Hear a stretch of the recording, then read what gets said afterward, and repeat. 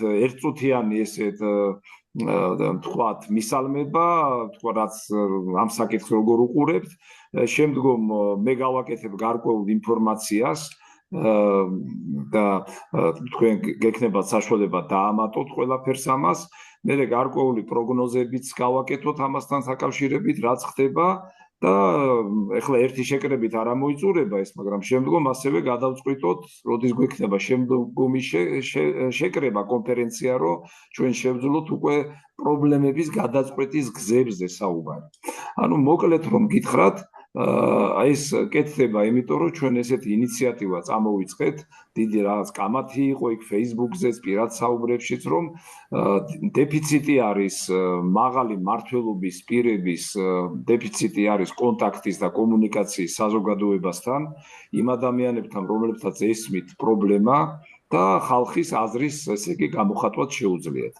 ჩვენ გავიარეთ გარკვეული ეტაპები, ესე შევქმნით ესეთი ორგანიზაცია, ყველა შემთხვევაში ინიცირება გამოვაცხადეთ საზოგადოებრივი ინიციატივებისა და სტრატეგიული გადაწყვეტილებების ცენტრი. და ამას მოკლედ ეხლა ამაზე გარჩევას რო დავიწყეთ, დავარქვით ესე, რომ ბიძინა ივანიშვილის საკონსულტაციო ცენტრი. საკონსულტაციო ცენტრი, იმიტომ რომ უამრავი თემებია, რომელიც ქვეყანაში არ ექცევა ყურადღება და ჩვენ გვინდა რომ მოვამზადოთ, შევისწავლოთ, დავდოთ ესე იგი შეფასებები და ასევე შევთავაზოთ გადაწყვეტის გზები. ჩვენ არანაირი დაპირისპირება, არანაირი რაღაც კამათი, ჩვენ მივდივართ სამუშაო პროცესით და მე დარწმუნებული ვარ, რომ ამას თავისი შედეგი ექნება. ამიტომ როცა გავაკეთეთ შესწავლა ამ საკითხებისა, ეხლა გეტყვით პირდაპირ, უმეტესი ნაწილი ადამიანებისა აყენებდა საკითხს რუსეთ-საქართველოს ურთიერთობების დარეგულირებაზე. ნომერ პირველი, რაოდენობით ეხლა რომ მე გაანალიზი გავაკეთე ამას.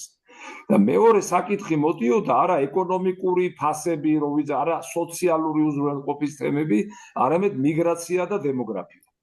და ამიტომ პირველ საკითხად ჩვენ ეს მსჯელობა შემოგვეტანა, ამიტომ გადავწყვეტეთ, რომ დაგვეწყო მაინც მიგრაცია, დემოგრაფიის პრობლემებზე საუბარი და დღეს ჩვენი შეკრება ვიტყვიან ამით არის განსაზღვრული.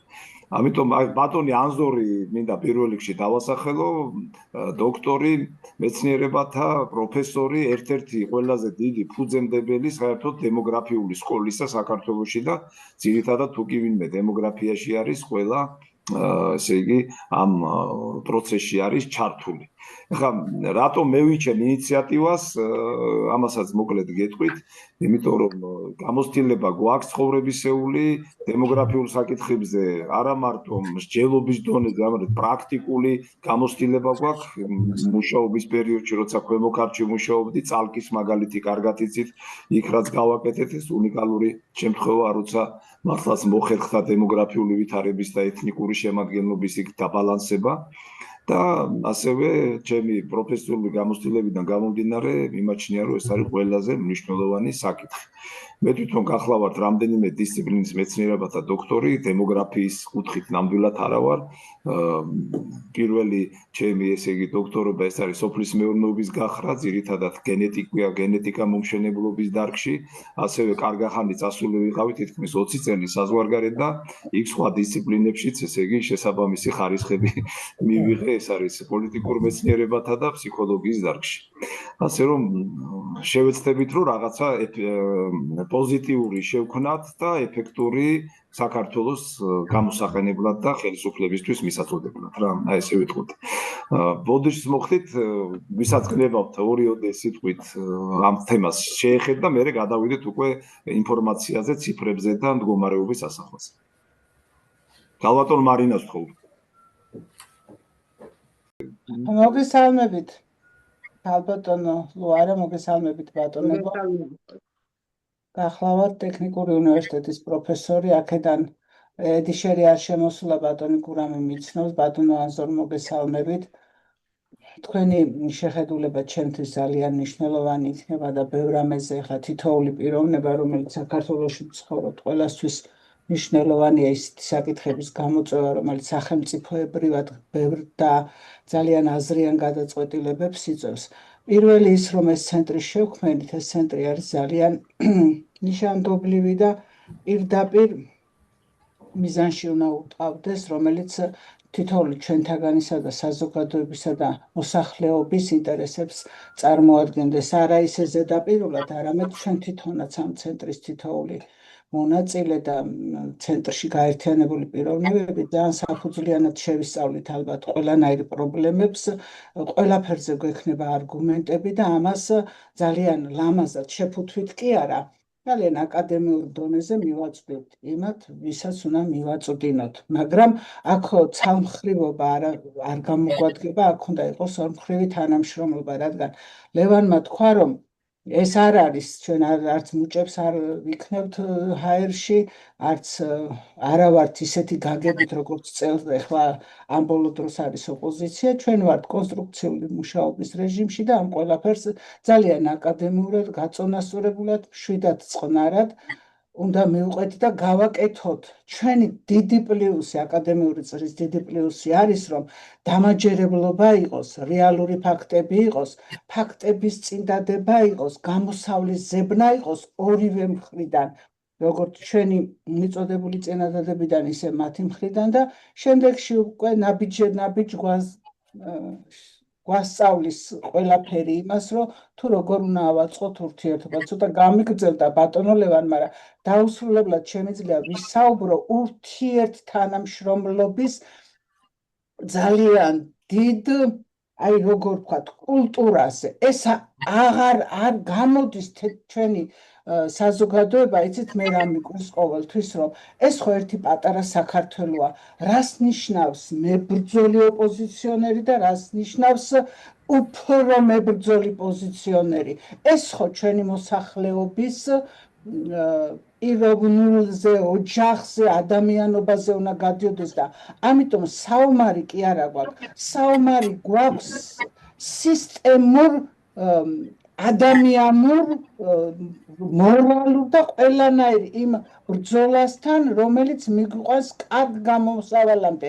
ჩვენთვისაც კარგი იქნება, სახელმწიფოსთვისაც კარგი იქნება და ჩვენი შორიდან მაყურებლისთვისაც კარგი იქნება. ამიტომ ჩვენი პრობლემები ჩვენ უნდა მოვაგვარდოთ. თუ გაიგებენ ჩვენ ხმას, კარგია, მაგრამ ჩვენ უნდა ვეცადოთ. ჩვენი თითოეული მოქალაქეობრივი ვალია ეს.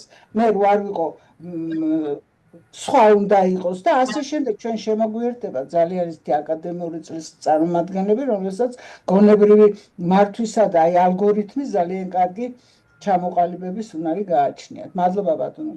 ნაპატიეთ გამიგრძელოთ. იმდენის უნდა დასაწყისისთვის რამეს დამატება თქმა, ვის აქვს სურვილი. ბატონო აზორ, ხო არ გინდა თქვენ 1-2 სიტყვით თუ მერე უკვე რო ვისაუბრებთ, მერე იტყვით. მივესალმები მონაწილეებს. ეს დღეს არის ერთ-ერთი პირველი საკითხი საერთოდ საქართველოში. და მეც ვიტყვი, რომ ჩვენ თუ ასე გაგრძელდა, მოგველის ემიგრაციული და იმიგრაციული სიკვდილი. ვერ გადავრჩებით. არის მნიშვნელოვანი პრობლემა ამის შესწავლა. ეხლა 1989 წლიდან 2024 წლამდე სულ შემცირდა მოსახლეობა 1,706,000-ით. ეს არის თითქმის 2 მილიონია. და ძირითადად ეს მოდის ყველაფერი მიგრაციაზე, გარე მიგრაციაზე. ძირითადად. ამიტომ ამ პრობლემის შესწავლა ოღონდაც აუცილებლად სახელმწიფო უნდა იყოს დაინტერესებული ყოველისა. ჩვენ შევძლებთ რაღაც გავაკეთოთ, ცოტა წინ წავიწიოთ, რომ გადავრჩეთ ამ ემიგრაციულ და იმიგრაციულ სიკვდილს. მადლობა. კიდევ თუ აქ ვინმეს და თუ ბატონო ლუარა, თქვენ ქალბატონო ლუარა ხო არ გინდოდათ 2 სიტყვით და მერე გადავიდეთ უკვე თემაზე. კიდევ ერთხელ მოგესალმებით ყველას. ბატონო ლევან გიდასტურებთ პატივისცემას, მივესალმებით თქვენს აქტიურობას აქტიურ პოლიტიკაში, იმიტომ რომ დღეს ჩვენს ქვეყანას რეალური პოლიტიკოსები სჭირდება, ვისაც ესმის ქვეყნის პრობლემური საკითხები და ის მთავარი ძირეული საკითხები, რომელიც ჩვენს ქვეყანას ბოლო 30-35 წლის განმავლობაში ძალიან ლოდივით დააწვა და რომელიც ქვეყნის წინსვლას აფერხებს. და მათ შორის ნამდვილად ემიგრაცია, იმიგრაციის თემა, ეს ერთ-ერთი ყველაზე მტკივნეული თემაა დღეს ჩვენს ქვეყანაში და თუ ჩვენ ეს თემა არ ავწიეთ აქტიურად და არ ავწიეთ ისეთ დონეზე, რომ არ დარჩეს მარტო საუბრის დონეზე, არამედ მივიდეს მავანთა და მავანთა ყურამდე და საკითხის განხილვა მე პირადად პრიორიტეტულად მიმაჩნია პარლამენტში და იმ საკითხების განხილვა კიდევ რომელიც ემიგრაციის თემას ახლავს და რეკომენდაციების განხილვა მიმაჩნია აუცილებლად სამთავრობო დონეზე და მასზე გადაწყვეტილებების მიღება, თორემ ჩვენ შეიძლება ასე უსასრულოდ ვისაუბროთ ემიგრაციის თემაზე ძალიან ბევრჯერ ბევრი საუბრობს, მაგრამ თავარი არის მივიდეთ შედეგამდე. კიდევ ერთხელ ვისურვებდი, რომ ნაყოფიერი იყოს ჩვენი შეხვედრები და თემები, რომელიც აქ წამოიწევს. მადლობა. ბატონო ორი წუთით, როცა თქვენ დაანონსეთ, რომ აი ამ საკითხებზე გვექნებოდა საუბარი, როგორც წესი, ახლა მე არ ვარ ამ საკითხებით, მაგრამ საკმაოდ ჩავიხედე და რაღაც ძალიან სავალალო პოზიციაზე გავჩერდი, აღარ გავაგრძელე და რას მივხვდი, რომ ეს დემოგრაფიული კრიზისი არ არის დროებითი. ეს არის სახელმწიფოსთვის გრძელვადიანი გამოწვევა. და პირველ რიგში დამეთანხმებით თქვენ პოლიტექნოლოგი ბრძანდებით, რომ პირველ რიგში ეს რა შედეგებიც გვაქვს, ამაზე ორიენტირე აქედან უნდა გამოვწიოთ ის ზაპი. უნდა მე ძალიან მიყვარს ყოველთვის და აი ბატონი გურამი მიცნობს. აი სისტემური ხედვა უნდა დავანახოთ სახელმწიფოს და ეს უნდა გავუხადოთ, პოლიტიკური ნება უნდა გავუხადოთ. ამას საჭიროებს ეს სახელმწიფოებრივი გამოწვევა და რომ არ მოგაბეზროთ თავი, მე გამოსავალიცა მაქვს აქედან, რა შეიძლება იყოს და ყველას დაგეკითხებით და ყველაფერზე არგუმენტები მაქვს და რას მივხვდი, რომ აი ეს პრობლემა ხომ არის სახელმწიფოში არა და სახელმწიფო ხო ვერ მართავს და ეს რომ გაგრძელდეს აი ესე უსასრულოდ, უკვე მე ეს პრობლემა დაიწყებს სახელმწიფოს მართვას. აი ეს დაიწყებს სახელმწიფომ თუ ვერ მართა ეს ყველაფერი. აი ეს არის ყველაზე ისა რა მოდელია მოკლედ შესაძლებელი რა. ბატონო მარნე, ჩვენ მე აი რა არის გასაკეთებელი, მე გადავალთ მაგ თემებზე, რომ კიდე თუ აქვს ვინმეს გინდათ აზრის გამოთქმა თუ არა და მე რაღაც ინფორმაციას მოგაწვით, თქო ვიმჯელოთ. ორიოდე ისმენთ სიტყვას მოგესალმებით ყველას. ბატონო ლევან, მე მადლობელი ვარ, რომ ასეთი ცენტრი შექმნით თქვენ. ვიცი მე თქვენთან ურთიერთობის და ერთად მუშაობის გამოცდილება მაქვს და ნამდვილად მწამს, რომ ეს ცენტრი ჩვენი ქვეყნისთვის კარგ საქმეს გააკეთებს, მით უმეტეს, რომ ოპოზიციურ საწყისებიდან არ იწყებთ ამას, არამედ როგორც დამხმარე ჩვენი ხელისუფლების ამას აპირებთ. ეხლა ნებული ვარ, რომ შემდგომ ალბათ დავდებთ ჩვენ ამას Facebook-ზე და ხალხი მეტი და მეტი შემოგვიერთდება. მინდა ორიოდე სიტყვა ქალბატონ მარინაზე ვთქვა. მან მე მახსენა ეხლა და მართლა მე მას დიდი ხანია ვიცნობ. ჩვენთვის არის ძალიან დიდი სიძლიერე. ყველა მხრივ, ყველა ასპექტში რომ ის არის ჩვენთან და რაც თქვენ ეს ცენტრი გახსენით, სულ გამოხმაურებაში ვკითხულობთ მის აზრებს და მადლობა მინდა უთხრა მას პირადად, რომ ჩვენ ამოგვიდგა გვერდში. ნამდვილად დიდი ძალა. ეს ახლა რაც შეეხება ამ პრობლემაზე, რაც თქვენ დააყენეთ, ალბათ მოგვეცემა ჩვენ საშუალება და ყველა ვიტყვით ორიოდე სიტყვას, მაგრამ ეს ამოუწურავი პრობლემა, ამას ჩემ სიტყვაში ვიტყვი მე რა არის საჭირო და კიდევ ერთხელ დიდი მადლობა და წარმატებული მუშაობა მინდა ცენტრსაც უსურვო და აი ამ მიმართულებასაც, რასაც ეს ჩვენი დემოგრაფია და მიგრაციის პრობლემებია. მადლობთ. კარგით. კიდევ ხო არ არის თუ უკვე რაღაც ინფორმაციაზე გადავიდეთ. კარგით, მადლობა. პრინციპში ჩვენ სამუშაო პროცესში შეგვიძლია ყველა მაზრი გამოვხატოთ.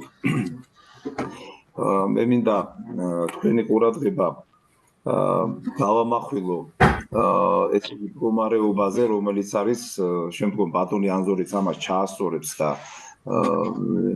თქვენ უფრო მიმართულებას მოგცემს, მაგრამ აქ არის ძალიან მნიშვნელოვანი, რაც ფაქტიურად თქვენ ბრძანეთ, რომ აი თუ სანამ ციფრებზე გადავალთ, რომ ეს საკითხი არ არის ქცეული სახელმწიფო პოლიტიკის ერთ-ერთ მნიშვნელოვან მიმართულებად, არ არის ქცეული.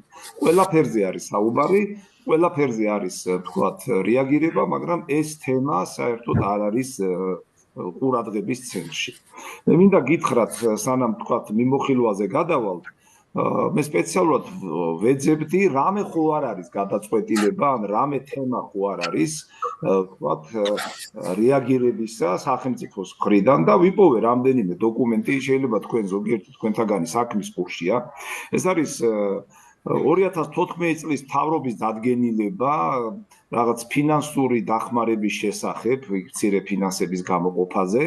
2016 წლის პარლამენტის ასევე დადგენილება და საინტერესო სახელი აქვს ამას პარლამენტის დადგენილება დემოგრაფიული უსაფრთხოების კონცეფციის დამტკიცების შესახებ. შეგიძლიათ შეხვიდეთ მაცნეში, ნახოთ ეს ამოაგდებს. იქ არის ზოგიერთი საკითხი, რომელიც მე გადავხედე, შეიძლება რაღაც მისაღები იყოს, მაგრამ აქაც კონცეფციის დონეზეც მისი აქტუალურობა იმდენად გამოკვეთილი არ არის. და საერთოდ მუშაობა ამ კუთხით არც წასულა. თუ მიაქციეთ თქვენ ყურადღება, მუშაობა ამ კუთხით არ წასულა. რაიმე დოკუმენტი დადებული სამოქმედო გეგმა არ არის. მიუხედავად იმისა, რომ ამ დადგენილების საფუძველზე შექმნილი არის დემოგრაფიის პრობლემების მუშაობის კომისია. კომისიაში შეყვანილია ყველა მთავრობის წევრი, მთავრობა რაც არის, მთლიანად კომისია არის ის. და რამე სპეციალისტები, ამ დარგის მუშაკები ან რაღაცა არ არის შეყვანილი. ამასაც მნიშვნელობა არ აქვს, იმიტომ რომ კომისიის ხდომა მე არ მსმენია, რომ როდესმე ჩატარდა ან რაიმე რაღაც დოკუმენტი დაედოთ სამოქმედო გეგმასთან დაკავშირებით. ეხლა ჩვენ თუ ავიღებთ რეალურ მდგომარეობას, მე მინდა გარკვეული ესე იგი ციფრებით წარმოვადგინო. ესე იგი ბატონმა ანზორმა აღნიშნა და უნდა ითქვას, რომ მთლიანობაში დემოგრაფიული და მიგრაციის პრობლემა შედგება რამდენიმე ძირითადი ფაქტორისგან. ჩვენ ვაკვირდებით და ვნახულობთ რა მონაცემებს კრიბავს სახსტატი, არის ასევე გაეროს შესაბამისი ორგანიზაციების შეფასება, დიდი რაიმე დოკუმენტები იმისა, რომ ჩვენ წყაროდ გამოვიყენოთ, ბევრი არ არის.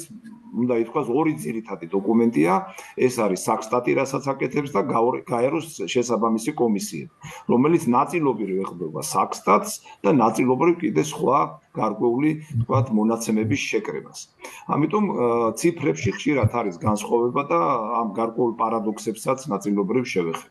ესე იგი, თუ კი ჩვენ მიგრაციისა და დემოგრაფიის პრობლემას ავიღებთ, აი შემადგენელი ნაწილი, რა თქმა უნდა, პირველ რიგში არის შობადობის შემცირება, სიკვდილიანობის ზრდა, რომელიც ჯამში შემდგომ ასაკობრივი სეგმენტების განაწილებით გვიჩვენებს, რომ ძალიან მაღალია და უკიდურესად დიდია დაბერების ფაქტორი. მასობრივი მიგრაცია მთლიანად ამაზე ჯამურად ესე იგი ახდენს ზეგავლენას, რომელიც იწვევს შრომისუნარიანის ასაკის რაოდენობრივად პირების შემცირებას. ეს პირდაპირ ურტყამს ეკონომიკას, პირდაპირ კავშირში არის ეკონომიკაზე და კავშირში არის საბიუჯეტო ხარჯებზე, როცა ჩვენ საუბრობთ ერის დაბერებას. ესე იგი, უცხოეთიდან შემოსული უკონტროლო, ესე იგი, შემოდინება უცხო ქვეყნის მოქალაქეებისა და ამასაც შევეხოთ. შემდგომ ძალიან მაღალი დისბალანსი სოფლისა და ქალაქის მოსახლეობისა, ფაქტიურად ჩვენთან მიმდინარეობს მასიურად სოფლის მოსახლეობის შემცირება, გაუკაცრიელება, რასაც ქვია და თვითონ ინტელექტუალური შემადგენელის, ჩვენი საზოგადოების ინტელექტუალური შემადგენელის დიდი ოდენობით გადინება, არა მარტო შრომისუნარიანის, ასევე გადინებას და საზღვარგარეთ გარკვეული დიასპორების, თქვათ, არსებობა, რომელიც გვაქვს და მათი მდგომარეობაც ასევე არ არის განხილვის და შესწავლის და ყურადღების საგანი. ჯამურად ეს ყველაფერი წარმოადგენს ქვეყნის უსაფრთხოების პრობლემას. აი ნებისმიერი თემა, რომელიც შეიძლება ჩვენ შევახოთ ჩვენი ცხოვრებისეულ ნაწილში, ჯამურად ეს არის ქვეყნის უსაფრთხოების პრობლემა, იმიტომ რომ ეს აისახება ჯარზეც, ეს აისახება სამართალდამცავ ორგანოებზე, შრომით რესურსებზე, შემდგომ ბიზნესის განვითარებაზე, ეკონომიკის განვითარებაზე და მთელ აი სეგმენტებს ჩვენი ყოფიერებისა და ეკონომიკური ცხოვრებისა და სოციალური მდგომარეობისა მოიცავს ეს მიმართულება.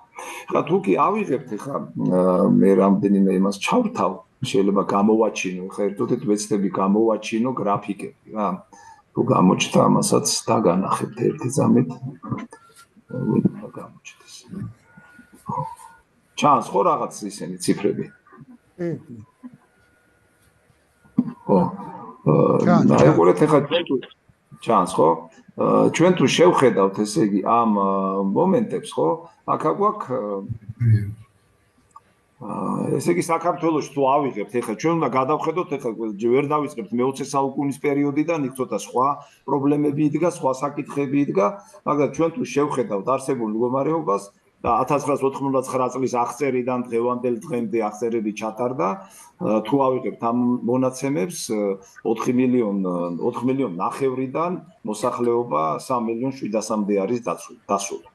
აი დავაკვირდით უკვე ფაქტიურად მილიონზე მეტი, მიახლოებით 2 მილიონის, ესე იგი, მოსახლეობა საქართველოს დაკარგული აქვს.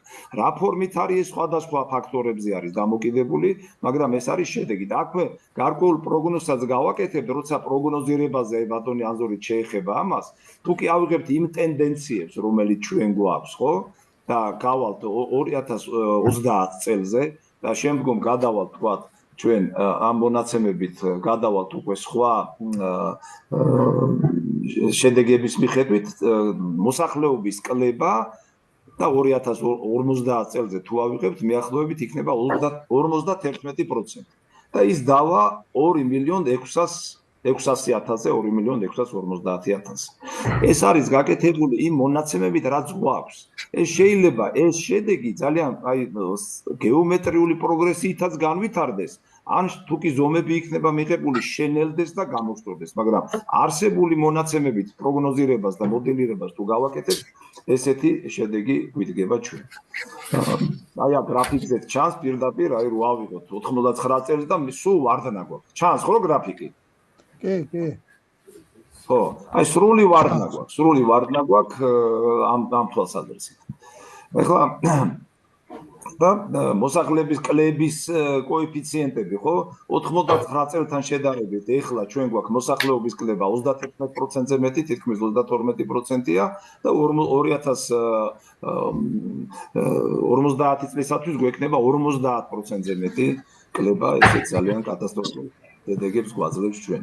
ესე იგი, თუ გადავალთ, ესე იგი კიდევ სხვა მონაცემების შეფასებაზე, რაც ჩვენ ვთქვით, ხო? ძალიან მნიშვნელოვანი არის რეგიონების დეპოპულიზაცია. დეპოპულიზაცია ხდება რეგიონებში უფრო აქტიურად, იმიტომ რომ სამწუხაროდ თბილისი ეს არის ჩვენი მოსახლეობის 34% დღეს და დანარჩენი პროცენტი ეს არის 2024 წლის მონაცემებით, დანარჩენი პროცენტი ითვლება ვითომ სოფლის მოსახლეობა, მაგრამ მინდა გითხრათ, კარგად თუ ჩაურმავდებით, სხვა ქალაქებსაც თუ გავითვალისწინებთ, ასევე გავითვალისწინებთ რაიონულ ცენტრებს, ეს არის მიახლოებით ალბათ 65-70% ქალაქის მოსახლეობა და რეალური სოფლის მოსახლეობა 30%-ის ფარგლებშია. აი ამასაც დავაკვირდეთ რა გვაქვს ჩვენ, ანუ ტერიტორიები ცარიელდება, საკმაოდ სახიფათო პროცესია ტერიტორიების დაცარიელებისა და ამ თვალსაზრისით აი ძალიან ისეთი სავალალო მდგომარეობა აქვს. განსაკუთრებით მინდა მივაქციო ყურადღება განსაკუთრებით რომელ რეგიონებშია ესე იგი დაძაბულობა რა. ფაქტიურად კლება რაჭა-ლეჩხუმ ზემო სვანეთში თითქმის 60% არის კლება. 60% მოსახლეობის არის დაკლებული, მიაქციეთ ამას ყურადღება. ცუდი მდგომარეობა სამეგრელოში, გურია, სამცხე-ჯავახეთში არის თითქმის 40% კლება, ჯავახეთში არის მაღალი კლება, ესეც მნიშვნელოვანია. აქ აი ცალკე გამოვყოფთ მე ცოტა ეთნიკურ სეგმენტს, ამასაც რომ მივაქციოთ ყურადღება. ესე იგი ეთნიკური სეგმენტის თვალსაზრისით ჩვენ გვაქვს ესეთი სურათი მიახლოებით აზერბაიჯანული მოსახლეობა ყველამ დაიკლოს, სხვათა შორის ყველამ ესე იგი მოსახლეობამ დაიკლოს სხვა ეთნიკურ ჩვენი მოქალაქეები არის კლებაში. ამ თვალსაზრისით თქვათ შეჩერდა კლება აზერბაიჯანულ სეგმენტში, სომხურ სეგმენტში საკმაოდ დიდი კლება არის, საკმაოდ დიდი კლებაა და ფაქტიურად აი ჯავახეთის ტერიტორია ადრე თუ ჩვენ რაღაც აი მაინც რაღაც პრობლემურ სახეთში ფორმით იყო წარმოსახული, თქვათ იქ რაღაც ჯავახკის თემები და იქ რაღაც იკავებდნენ, თვითონ სომხებსაც რესურსი ადამიანური ფაქტიურად არ გააჩნიათ, კლება საკმაოდ მაღალი არის, განსაკუთრებით გადინება იყო რუსეთში, სხვა მიმართულებითაც და ეს საზღვრისპირა ტერიტორია არის ფაქტიურად დაცარიელებული, რაც ჩვენთვის ერთ-ერთი ნიშანდობლივი უნდა იყოს და შეგვიძლია ამაზეც ვისაუბროთ. არის ზოგი თემები შეიძლება ბოლომდე გაშლას შეიძლება არ საჭიროებდეს, მაგრამ ყველა შემთხვევაში ჩვენ ამასაც უნდა შევეხოთ. ასე რომ ჩვენთან აი აგერ ოფიციალური მონაცემებით ურბანიზაციის დონე არის თუ შევადარებთ წინა წლებს არის 62%-მდე, სოფლის მოსახლეობა 38%-მდე, მაგრამ როგორც გითხარით, თუ კი ჩვენ ავიღებთ ამ რაიონულ ცენტრებსაც, მიახლოებით 70-30-ზე იქნება. შეიძლება უფრო უარესიც. აი ესეთი მონაცემები არის. ეხლა აი ეთნიკური თვალსაზრისით, სხვათა შორის მინდა დაუბრუნდე ამ თემას, საინტერესო ციფრებია ეთნიკური თვალსაზრისით, მინდა გითხრათ, ესე იგი არის ეგეთი მონაცემები დღევანდელი მდგომარეობით, რომც არ გაგიკვირდეთ შეიძლება, ხო?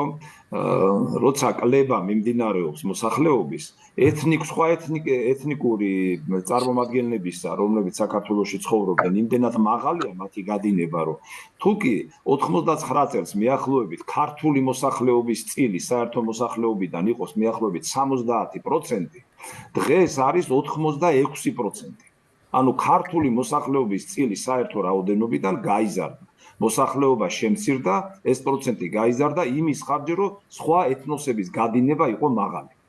ამას მივაქციოთ ყურადღება. ეს ჩვენ ნიშანდობლივ მომენტს გვიკვეთავს, რომ სამოქმედო გვაქვს და ეთნიკური შემადგენლობის გამაგრება ჩვენ სასარგებლოდ შესაძლებელი იქნება, თუ კი საერთო თქვათ ღონისძიებები დაიგეგმება რეგიონების მიხედვით, იგივე თქვათ ჯავახეთში და მე ხშირად წალკას რატო ვახსენებ, იმიტომ ზუსტად იგივე მდგომარეობა ქონდა წალკაში, თუ კითხვები გექნებათ, მე ამასაც უპასუხებ და აი ამ მეთოდის გამოყენება შეიძლება გვერდით იგივე ჯავახეთის ტერიტორიაზე, სადაც სარიელი სოფლები გვაქვს.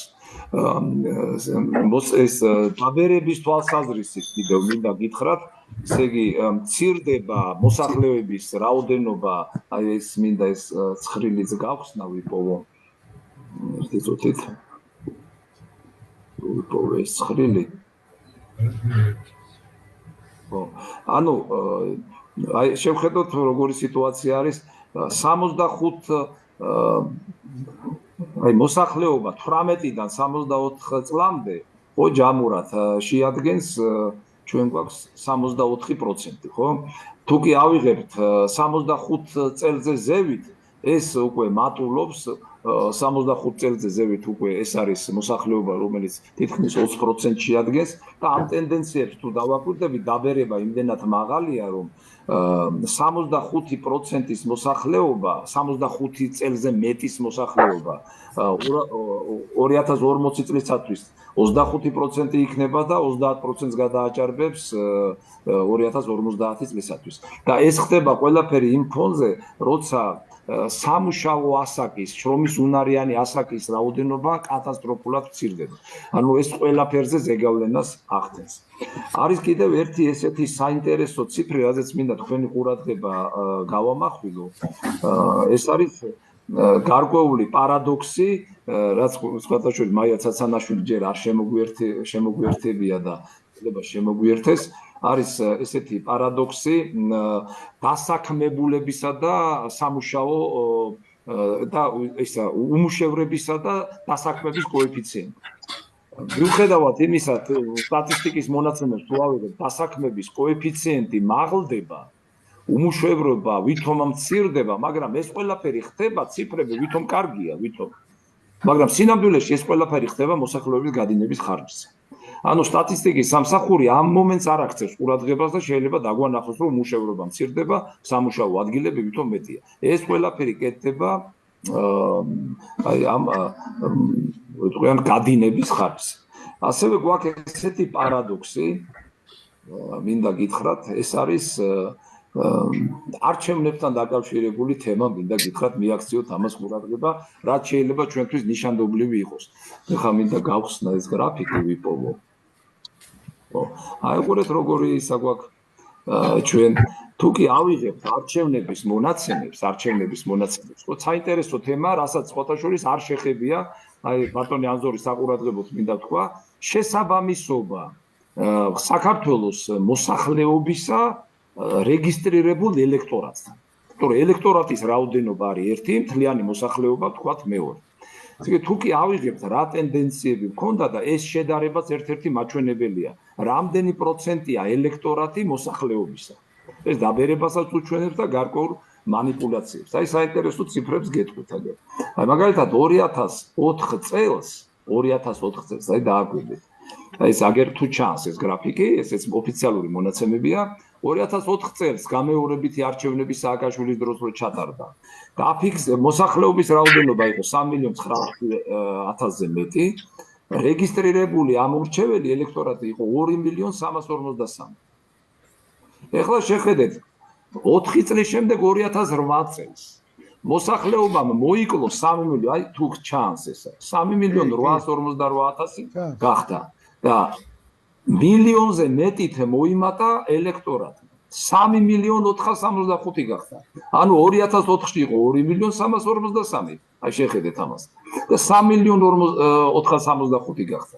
ანუ 2004 წელს მოსახლეობასთან შედარებით თუ ის 60%-მდე შეადგენდა ელექტორატის პროცენტული მაჩვენებელი, 2008 წელს იმან 90% შეადგენდა. ამაზე სხვათა შორის არც ერთი სტატისტიკის სპეციალისტი აქცენტს არ აკეთებს, არ აკვირდებიან, ეს ძალიან მნიშვნელოვანი პოლიტიკური შემადგენელის მქონე თქვა ციფრები არის რა. და დღევანდელი მდგომარეობით თუ ავიღეთ 2024 წელს 3.900.000 ანუ მოსახლეობის მატება ცოტათი დააფიქსირა სტატისტიკამ და ელექტორატი გაზარდეს 3.508.000. ანუ თითქმის 90%. 2008 წლის ტენდენცია დღესაც შენარჩუნებულია.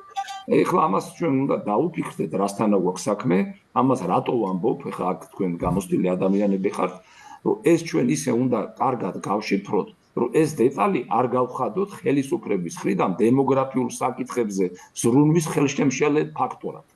არ ვიცი ხა რამდენად თქვენ ამას აქცევთ ყურადღებას, ჩვენ გვინდა ამას გვერდი ავუაროთ, ანუ სურათი რა გვაქვს. ანუ აი იგივე დაცარიელებულ სოფლებში მოსახლეობა რეალურად ფურცელზე არის, ელექტორატი იქ არის, ცხოვრობს მოსახლეობა ფურცელზე, საარჩევნო სიებშიც ეს მოსახლეობა ყავს იქა, სინამდვილეში არ არის. სინამდვილეში არიან გასულები. მისი აღწერის მექანიზმები ჯერ მოფიქრებული არ არის. ამიტომ ისინი ხვდებიან როგორც თქვათ ადგილზე მყოფები, მაგრამ არჩევნებში მონაწილე ასევე ფურცელზე არიან, ან ვიღაცის მექანიზმების გამოყენებით, მაგრამ ისინი თქვათ ადგილზე რეალურად არ არიან. ამიტომ ამაზე რატო ამახვილებს, ეს არ არის თავარი თემა, მაგრამ ეს არის ერთი მომენტი, რომელიც ზოგიერთ თქვათ ჩინოვნიკს შეიძლება აწყობდეს ამ მდგომარეობის შენარჩუნება გარკვეული манипуляციების გამო და ჩვენ კიდე ამას ისე უნდა შეუვაროთ გვერდი, რომ არ გავხადოთ მოქმედების ხელისშემშლელ ფაქტორად რა, ამასაც მინდა თქვენ ყურადღება მიაქციოთ. და თუ კი პროგნოზებზე ვილაპარაკებთ, ძალიან ისეთი ძიმე პროგნოზები გვაქვს, რომელიც ფაქტიურად კატასტროფად გვიდგას დღეს წინ, ამას ბევრი რაღაც ვერ გძნობ შეიძლება, მაგრამ ჩვენ თუ არ მოვიფიქრეთ რა რესურსი გაგვაჩნია, ჯერ ჩვენი შინაგანი რესურსი, რომელიც შეიძლება რამდენად შეიძლება ჩვენი ადამიანურ რესურსად განხილულ იქნას მიგრანტები, რომლებიც საქართველოსთან ემიგრირებულნი არიან და რა ვარიანტებია რომ მათი ჩამოყვანის და ადგილზე დამაგრების ტენდენცია და ასევე სხვა კიდევ რა რესურსები გაგვაჩნია ეთნიკური თვალსაზრისით და მე ამას სულ განვიხილავ ქართულ ეთნოს საქართველოში შემოსვლის გაადვილება, დასახლება, სპეციალური პროგრამები უნდა გამზადოთ, რომ აი ხა არ ვიწყებ ლაპარაკს აქვს იმაზე, რომ რა არის გასაკეთებელი, მაგრამ შეგვიძლია თუ არა თქვენი აზრით განვიხილოთ რესურსად, თქვათ, რა შეიძლება შიდა რესურსი იყოს ადამიანური თვალსაზრისით, რომ სოფლების შევსება და საზღვრისპირა რეგიონების შევსება დავიწყოთ და ასევე რამდენად შეგვიძლია განვიხილოთ ყველაზე დიდი წასულები რუსეთში არიან, ამერიკაში, ევროპაში და ასევე ფერეიდნელი ქართველები, რომელიც საერთოდ უყურადღებოდ ყავს მიტოვებული, რომელიც ძალით გასახლებული იქნენ და მათ თავისი ეროვნულობა შეინარჩუნეს. ანუ როგორც რესურსის კუთხითაც რო ამას მივაქციოთ ყურადღება. მთლიანობაში გვაქვს ძალიან ძიმე მდგომარეობა, ხა შეგვიძლია ციფრები ბევრი დავაფიქსიროთ, ვისაუბროთ, მაგრამ ამოცანად გავიხადოთ, შევაფასოთ ეს მდგომარეობა, გადავხედოთ თქვა რა პერსპექტივები გვაქვს და შემდგომ უკვე შეიძლება ამ სხდომაზე არა, შემდგომ დავნიშნოთ აი პრობლემების მოგვარებაზე, შემდგომ სხდომაზე შეიძლება ვისაუბროთ რა. რო არ გაგვეწოლა. საერთოდ ბოდიშ გიხდით თუ გამეწელა ეს მომენტები თუ გამეწელა და თხოვნა მექნება უკვე ან თუ კითხვებია და ამის ვიკითხვა თუ არა და შეგიძლიათ უკვე ამაში მიიღოთ მონაწილეობა. ლევან, რა მაინტერესებს, იცი? ეხლა ეს გადინება თავისთავად და რაღაც ისეთი პროცესია. უფრო ახალგაზრდობა 18-დან 45 წლამდე მიედინება და ამას მიყვება ის თაობა, რომელიც თაობაც უნდა ფიქრობდეს თავდაცვის უნარიანობის გაზრდაზე, უნდა ფიქრობდეს სახელმწიფო, რომელიც დაკავშირებულია თავდაცვის სამინისტროს სისტემებში ახალგაზრდების გაწევა. ანუ ეს ყველაფერი არის ჯაჭვურად. მერე პროფესიონალები, რომლებსაც არ აქვთ აქ თავიანთი გონების გასაღების ბაზარი, მიდიან ემიგრაციაში. აი ეს ყველაფერი რაც გამოდის აი ამ ყველაფერთან, მერე უნდა თუ გააკეთებს სახელმწიფო, ეს უნდა დავსახოთ რა გადიან, რატო არ უნდა გავიდნენ და იმ ხელა ჯაჭვია, რომ სახელმწიფომ რა უნდა უზრუნველყოს, თუნდაც ის ახალგაზრდა ოჯახები, რომლებიც მიდიან იქ ბავშვები იბადებიან, მერე ისინი აღარ ბრუნდებიან და მოკლედ მთელი რიგი აი რომ გადავხედი შემეში და ამ სტატისტიკას და აი ხა გავაბომარი ნაუყურეთ როგორ არის ჩვენთან მაგალითად თუ ავიღეთ ციფრებს ისე მინდა რომ გავხსენე კიდევ ესეც მონაცემები ოფიციალური 0-დან 14-მდე ყავს 19% ჩვენი აი მოსახლეობის სეგმენტი რაც აქვს 15-დან 64 წლამდე ეს ითვლება მიახლოებით აი შრომის უნარიანი ხო მაგრამ ამაში თავისი კიდე ნაწილები ეს არის 64% და 65 პლუსით, ანუ 65 წლის ზემოთ არის 17%. აი ესეთი მდგომარეობა გვაქვს. რამხელა პროცენტია 15-დან 64-მდე. ეხლა აი თვითონმა ჩვენ თავს რომ დაუკავშიროთ ეს პრობლემები, თუ არ იქნება ბაზარი, თუ არ იქნება ხელშეწყობა, თუ არ იქნება აი რამხელა კომპლექსური პრობლემაა თუ არ იქნება ახალგაზრდა, თუ არ იქნება შობადობაზე ხელშეწყობა და ეს ყველაფერი აკინძულია ერთმანეთზე, თითოეულმა ჩვენთაგანმა არ იცი ან ხო უნდა მივაწოდოთ აი კონკრეტული გეგმა იმისა, რომ ახალგაზრდა რომელმაც დაამთავრა ჩემი სპეციალობა, აი მაგაზე ვარ ჩაბღაუჭებული, რომ ვუშვებ აქ ისეთ სამსახურებში, რომ მოტივაცია გაუჩნდეთ, ხელფასი დააგროვო, რომ ოჯახები შექმნან. მიუხედავად ამისა, მაინც აქვთ იმისი განცდა, რომ გავიდნენ, რომ იმ საზღვარგარეთ უფრო დაფასდებიან. აი ეს მენტალური აზრი როგორ უნდა გადაუტო. მე ჩემთან ვცდილობ, რომ ეს ყველაფერი გავაკეთო, მაგრამ ზოგადად როგორ უნდა მოხდეს ეს ყველაფერი არ ვიცი. აი პროგრამისტები, ხო? აი გადიან ქვეყნიდან. იმიტომ რომ აქ არ აქვს თავიანთი გონების გასაღების ბაზარი, თავის გონებრივი შესაძლებლობების. გამოსავალ ჩამოვწერ მე რა. დავითვალე აი ბატონ ანზორს მოусმინოთ და შემდგომ კიდე გავაგრძელოთ ყველა ჩვენი პოზიცია შესაძლებელი თქვა. აი ყველა თქვენი პოზიცია დაფიქსირებული იქნება და ჩვენ ამას გავითვალისწინებთ, მე დოკუმენტს რო შევადგენთ, იმიტომ რომ ყველაფერი იქნება გათვალისწინებული რა. მე ლევან წერილობდნენ, გამოვაგზავნე ამ თლიან იმას რა. კი ბატონო, კი აუცილებლად, კარგი იქნება, კარგი. გამოვაგზავნე აუცილებლად. კითხვა თუ არის თუ არა ბატონ ანზორს მოусმინოთ, თუ კითხვა ბრძანეთ. უბრალოდ ერთ რაღაცას ვიტყვი ბატონ ლევან. ხომ არ მივაქციოთ ყურადღება ძალიან საინტერესო საკითხს, როგორიც ასეთი არის ეკლესიის როლი ამ პროცესში, დემოგრაფიის პროცესში. და მაგ ახლა მხედველობაში, უბრალოდ ერთი რამ აქვს მხედველობაში. ბაგრატ მეოთხის დროს ძირმე მდგომარეობა იყო საქართველოში და როდესაც საქართველოში ისმის ხომ? იგი გისმენთ. როდესაც საქართველოში ჩამოვიდა გიორგი მთაწმინდელი, ბაგრატ მეოთხე მაშინაც ეკლესიების მშენებლობა, ახალი ეკლესიების მშენებლობა, ასე მოგვითხოვთ, მემატიანები და გამშვენება და ძალიან აღმასვლა ამხრივ. მაგრამ ბაგრატ მეოთხეს და გიორგი მთაწმინდელმა უთხრაო მემატიანე გეუბნება ძალიან კარგია, მეფეო ესო, მაგრამ ყველაზე მეტი უკეთესი ამ შემთხვევისათვის იქნებოდა ძველის გამშვენება დაახლებზე გარკვეული დროით გვარის თმა, ვინაიდან ამ შემთხვევისათვისო ჩვენ გვექნებოდაო საშუალებაო იმისა, რომ ხალხს მოხმარებოდა ეს ამას მხედველობა. ხომ არა, კარგი, მე მგონი მიმიხვდებით რაც მინდა ვთქვა. აი მაგალითად, დემოგრაფიული ფონდი ეკლესიასთან შეიძლება. მართლმადიდებლურ სამოციქულო ეკლესიასთან. მიმიხვდებით რატო ვლაპარაკობ ეკლესიასთან.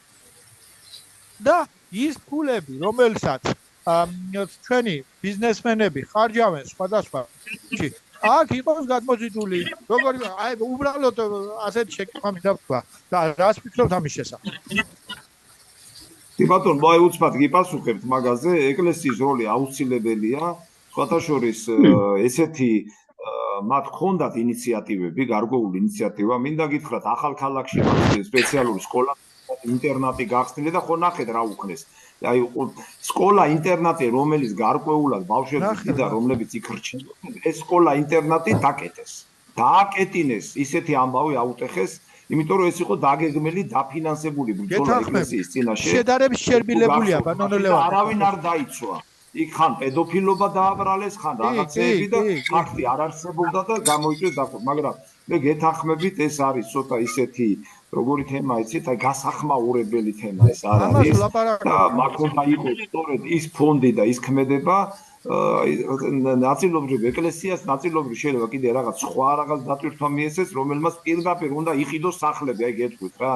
პირდაპირ უნდა იყიდოს სახლები, შეიძინოს იმ დასარიელებულ სოფლებში, რომელიც ჩვენ აღვნიშნეთ. მართლმადიდებლურ რელს ჩემი აზრით უნდა დაეხმაროს მართლმადიდებლურ რელს. ახლა მაგას ვერავინ ვერ როგორ გითხრათ, იცით? ვერავინ ცილსრელ დაწამებს, რატომ სხვას და რატომ ასე შემდეგ. ვინც ეკლესიის მრევლია, მართლმადიდებლური ეკლესია, მე მგონი მიხვდეთ რასაც ლაპარაკობთ ახლა რა. კი. გეთანხმებით, აუცილებელია ეს საქმე. ბატონ ანზორს მოусმინოთ. ბატონო ანზორ. მინდა იმით დავიწყო, რომ აუცილებელია სამთავრობო სტრუქტურის შექმნა დემოგრაფიის საკითხებზე. სამთავრობო სტრუქტურის არც ერთი იყო ჯანმრთელობის დაცვის სამინისტროში დემოგრაფიის დეპარტამენტი, მაგრამ მოვიდა თუ არა ნაციონალები იმ წუთშივე გაუქმეს. შეიძლება გაუქმეს, იმიტომ რომ თავმჯდომარე იყო და ცოტა ძალიან არ მქონდა კარგი ურთიერთობა მაშინდელ თავრობასთან. და მოვიდნენ თუ არა დემოგრაფიის დეპარტამენტი გაუქმეს. როგორ შეიძლება ეს და განსაკუთრებით მისი მოადგილეს ეთყობა დაავალეს, ვახტანგ მეგრელიშვილი იყო და ჯერ ცოტა ისე მითხრეს და ბოლოს ძალიან გაუქმეს. ეხლა მე იმ ქვეყანა როგორ დემოგრაფიულ სიტუაციაშია და ერთადერთი што იყო ეს დემოგრაფიის დეპარტამენტი და ისიც გაუქმეს. ეხლა მინდა აღნიშნო, რომ როგორც ახლანდელმა პრემიერ-მინისტრმა, ისე წინა ვინც იყო ირაკლი პრემიერ-მინისტრი, უთავენ თქვა, რომ ჩვენ თავრობაში გავაკეთებთ, რომ იქნება გარკვეულწილად სტრუქტურა, დემოგრაფიული სტრუქტურა იქნება თავრობაში, თავრობის დონეზე და სხვა. ეს ითქვა და ყოველ დაავიწყდათ ისე. იმიტომ რომ თუ თავრობაში არ იქნა ძალიან ბევრს რამეში დემოგრაფიული როლინდოდეს გავაკეთებ და სხვა შეგვეშლება ხელი. ეხლა უნდა ვთქვა, რომ ბოლო წლებში კი არა, დიდი ხანია, რომ არავითარი ყურადღება მთავრობის მხრიდან დემოგრაფიული პრობლემებს არ ეხება. ეხლა მე გავაკეთე ცოტა ხელხულია ჩემზე ლაპარაკი, მაგრამ მაინც მინდა თქვა, აი ასეთი დემოგრაფიული ვითარება საქართველოში 21 საუკუნის პირველ ნახევარში. ოფიციალური მონაცემებია, განხილულია თვითონ შიგნით ყველაფერი საქართველოს მოსახლეობა მთლიანად, ქართული სოფლის დემოგრაფიული პრობლემების შრომადობა, მოკლდაობა, მოსახლეობის ბუნებრივი მატება, ევროსაბჭოს ქვეყნების დემოგრაფია, იმიტომ რომ ეხლა ადრე თუ ჩვენ დემოგრაფიულ მონაცემებს ვადარებდით საბჭოთა კავშირის რესპუბლიკებს, როგორ იყო იქ, როგორ იყო აქ, როგორ იზრდება თუ მწიფდება და სხვა, ეხლა საჭირო ჩავთვალე ევროსაბჭოს დემოგრაფიის ქვეყნების დემოგრაფია როგორ არის და ოჯახისა და ზნეობის კრიზისი. საშინელი მდგომარეობა ამ ხრივაც. ეხლა უნდა ვთქვა კიდევ რომ ძალიან დიდი მნიშვნელობა აქვს როგორ გაზეთი ტელევიზია როგორი იმუშავებს ამ ტელევიზია საერთოდ არ მუშაობს. უდავაგვირდებით ჩვენ აი მაგალითად ოცნება და გაზეთს იმედს და სხვა აი იმედი ჩვენ ალბათ ნახულობთ და იმას ყოველ შაბათს თუ კვირას არის კათედრი ასეთი გადაცემა ძაღლებზე. ერთი გადაცემა არ გაუკეთებია დემოგრაფიული პრობლემებზე. ერთი. ეს არ შეიძლება. და მეორე უარეს გეტყვით. არც ერთ ქვეყანაში, მსოფლიოს არც ერთ ქვეყანაში არ არის ესეთი მდგომარეობა როგორც აქ. უკვე 3000 წელია ჩვენ დილიდან საღამომდე თურქულ ფილმებს ვუყურებთ. მე ამის შესახებ დავწერე. დავწერე ისეც ვისაც მაშინ მუშაობს ამ კინოში და სხვა. არავინ არ გამოეხმაურა. არადა ეს არის ერთ-ერთი პირველი იმისა, რომ ჩვენ დავყავოთ ჩვენი ეროვნული თვითმყოფადობა. თანამედროვე ვეჩვევით იმათ მუსიკას, საუბარს და სხვა და ნუ თუ არავის დაებადა ეს რომ თქვას რომ ეს რომ 3000 წელი შეიძლება დილიდან საღამომდე უჩვენო შენს მოსახლეობას ზოგჯერ 8, 9 და 10 სერიალიც კი არავინ არაფერს არ იმაშობა ამის შესახებ. არა და ეს არის გადაგვარება პირდაპირ. რა საჭიროა? ახლა ქართულიც გაუვარო გავუდიო ამდენი იმაში ძველი ფილმები იყოს თუ ახლოს მეგრაკეთებთ. მაგრამ რაღაც გააკეთებ რაღაც კიდე როდესაც ყოველ დილიდან საღამომდე 7 საათი და რო იწყება ღამის 12 და პირველ საათამდე არის თურქული იზა. მე არაფერი არ მაქვს წინააღმდეგი თურქული ფილმებისა, მაგრამ ზომა და წონა უნდა ვიცოდეთ როგორ და რა. დამისახელეთ ერთი ქვეყანაც კი მსოფლიოში, რომელიც თავისი მეზობელი ქვეყნის ფილმებს დილიდან საღამომდე უჩვენებდნენ. ეს არის ერთ-ერთი დიდი პრობლემა და საერთოდ დემოგრაფიულ პრობლემებს რომელიც არის ძალიან მოქმედებს ესა და ამას თავი დავანებთ. შემდეგ აი წიგნი გამოუშვა ასეთი ერმა შვილთა სიმრავლებზე უნდა იზრუნოს თუ ძაღლებს გადახვდეს. ამ საკითხს შეეხო რომის პაპიც. რომის პაპა მითხრა ვინ ხართ თქვენო? ამდენი ძაღლები როგორ შეიძლება თქვენო ფაქტიურად რომ ძაღლებით და კატებით ჩაანაცვლეთ ბავშვები. აქაც ასეა რომ შეეკითხოთ ცოტა პატარა გამოკითხვა ჩავატარე და ჩვენთვის ძაღლი რა არის? ძაღლი ჩემთვის არის ოჯახის წევრი მეუბნება. ძაღლი ჩემთვის არის როგორც შვილი მიყვარს ისე, როგორც შვილი მიყვარს ისე. აურის როგორ შეიძლება ერი რომელიც ამას დაბარაგებს იმას რა ვთქვა არ ვიცი რა როგორ შეიძლება ერთ სიმწყეში განიხილოს ასეთი და სხვა ეს ერთი. შემდეგ და ასეთი წიგნი ბოლო 5 წელიწადში 7-8 წიგნი გამოუშვეთ. ერთი ძალიან მნიშვნელოვანი წიგნი ძალიან საქართველოში ოსების ჩამოსახლისა და განსახლების დემოგრაფიული და სოციალური ეკონომიკური ასპექტები. მე მაგალითად ახლა შეიძლება სხვაზე გადავიდე, მაგრამ ეს აუცილებლად უნდა ითარგმნოს რუსულად და ინგლისურად. იმიტომ კი არა რომ მე მინდა ისა ერისთვის არის საჭირო. ესეც მიგრაციის პრობლემაა და სხვა. და როდესაც იყო ესეთი დაძაბული ვითარება აზერბაიჯანსა და სომხებს შორის, აზერბაიჯანელებმა უამრავი წიგნი გამოუშვეს ამ საკითხზე, უამრავი და გამოუშვეს არა მარტო აზერბაიჯანულ, არამედ გამოუშვეს ინგლისურ ენაზე, გამოუშვეს რუსულ ენაზე, მეც კი შემიკვეთეს ოღონდ ქართულ ენაზე და წიგნი და სხვა. ამას ყურადღების მიცემა უნდა. ეხლა და მინდა აი ერთი ასეთი პატარა წიგნი გავაკეთებ და ესეც დემოგრაფიას ეხება ფაქტიურად. უცხოელები ქართველთა სილამაზის შესახებ. თქვენ ვერ წარმოვიდგენთ, მე-13 საუკუნიდან მე-18 საუკუნის ჩათვლით ყველა დიდი პროფესორები, გერმანელი, ფრანგი, იტალიელი და სხვადასხვა რომ ყველა ამბობს, რომ ქართველები არიან ყველაზე ულამაზესი ხალხი. ახლა ასია თუ ისია, ეს ქართველმა უნდა იცოდეს თავისი ერისისა. მნიშვნელოვანია. აი რას ერთ მაგალითად მისიონერი ასეთი კასტელი. ქართველი ქალები უფლებრივად, მორალურად, ფიზიკური სილამაზით ევროპულ ქალებს ბევრად აღემატებიან.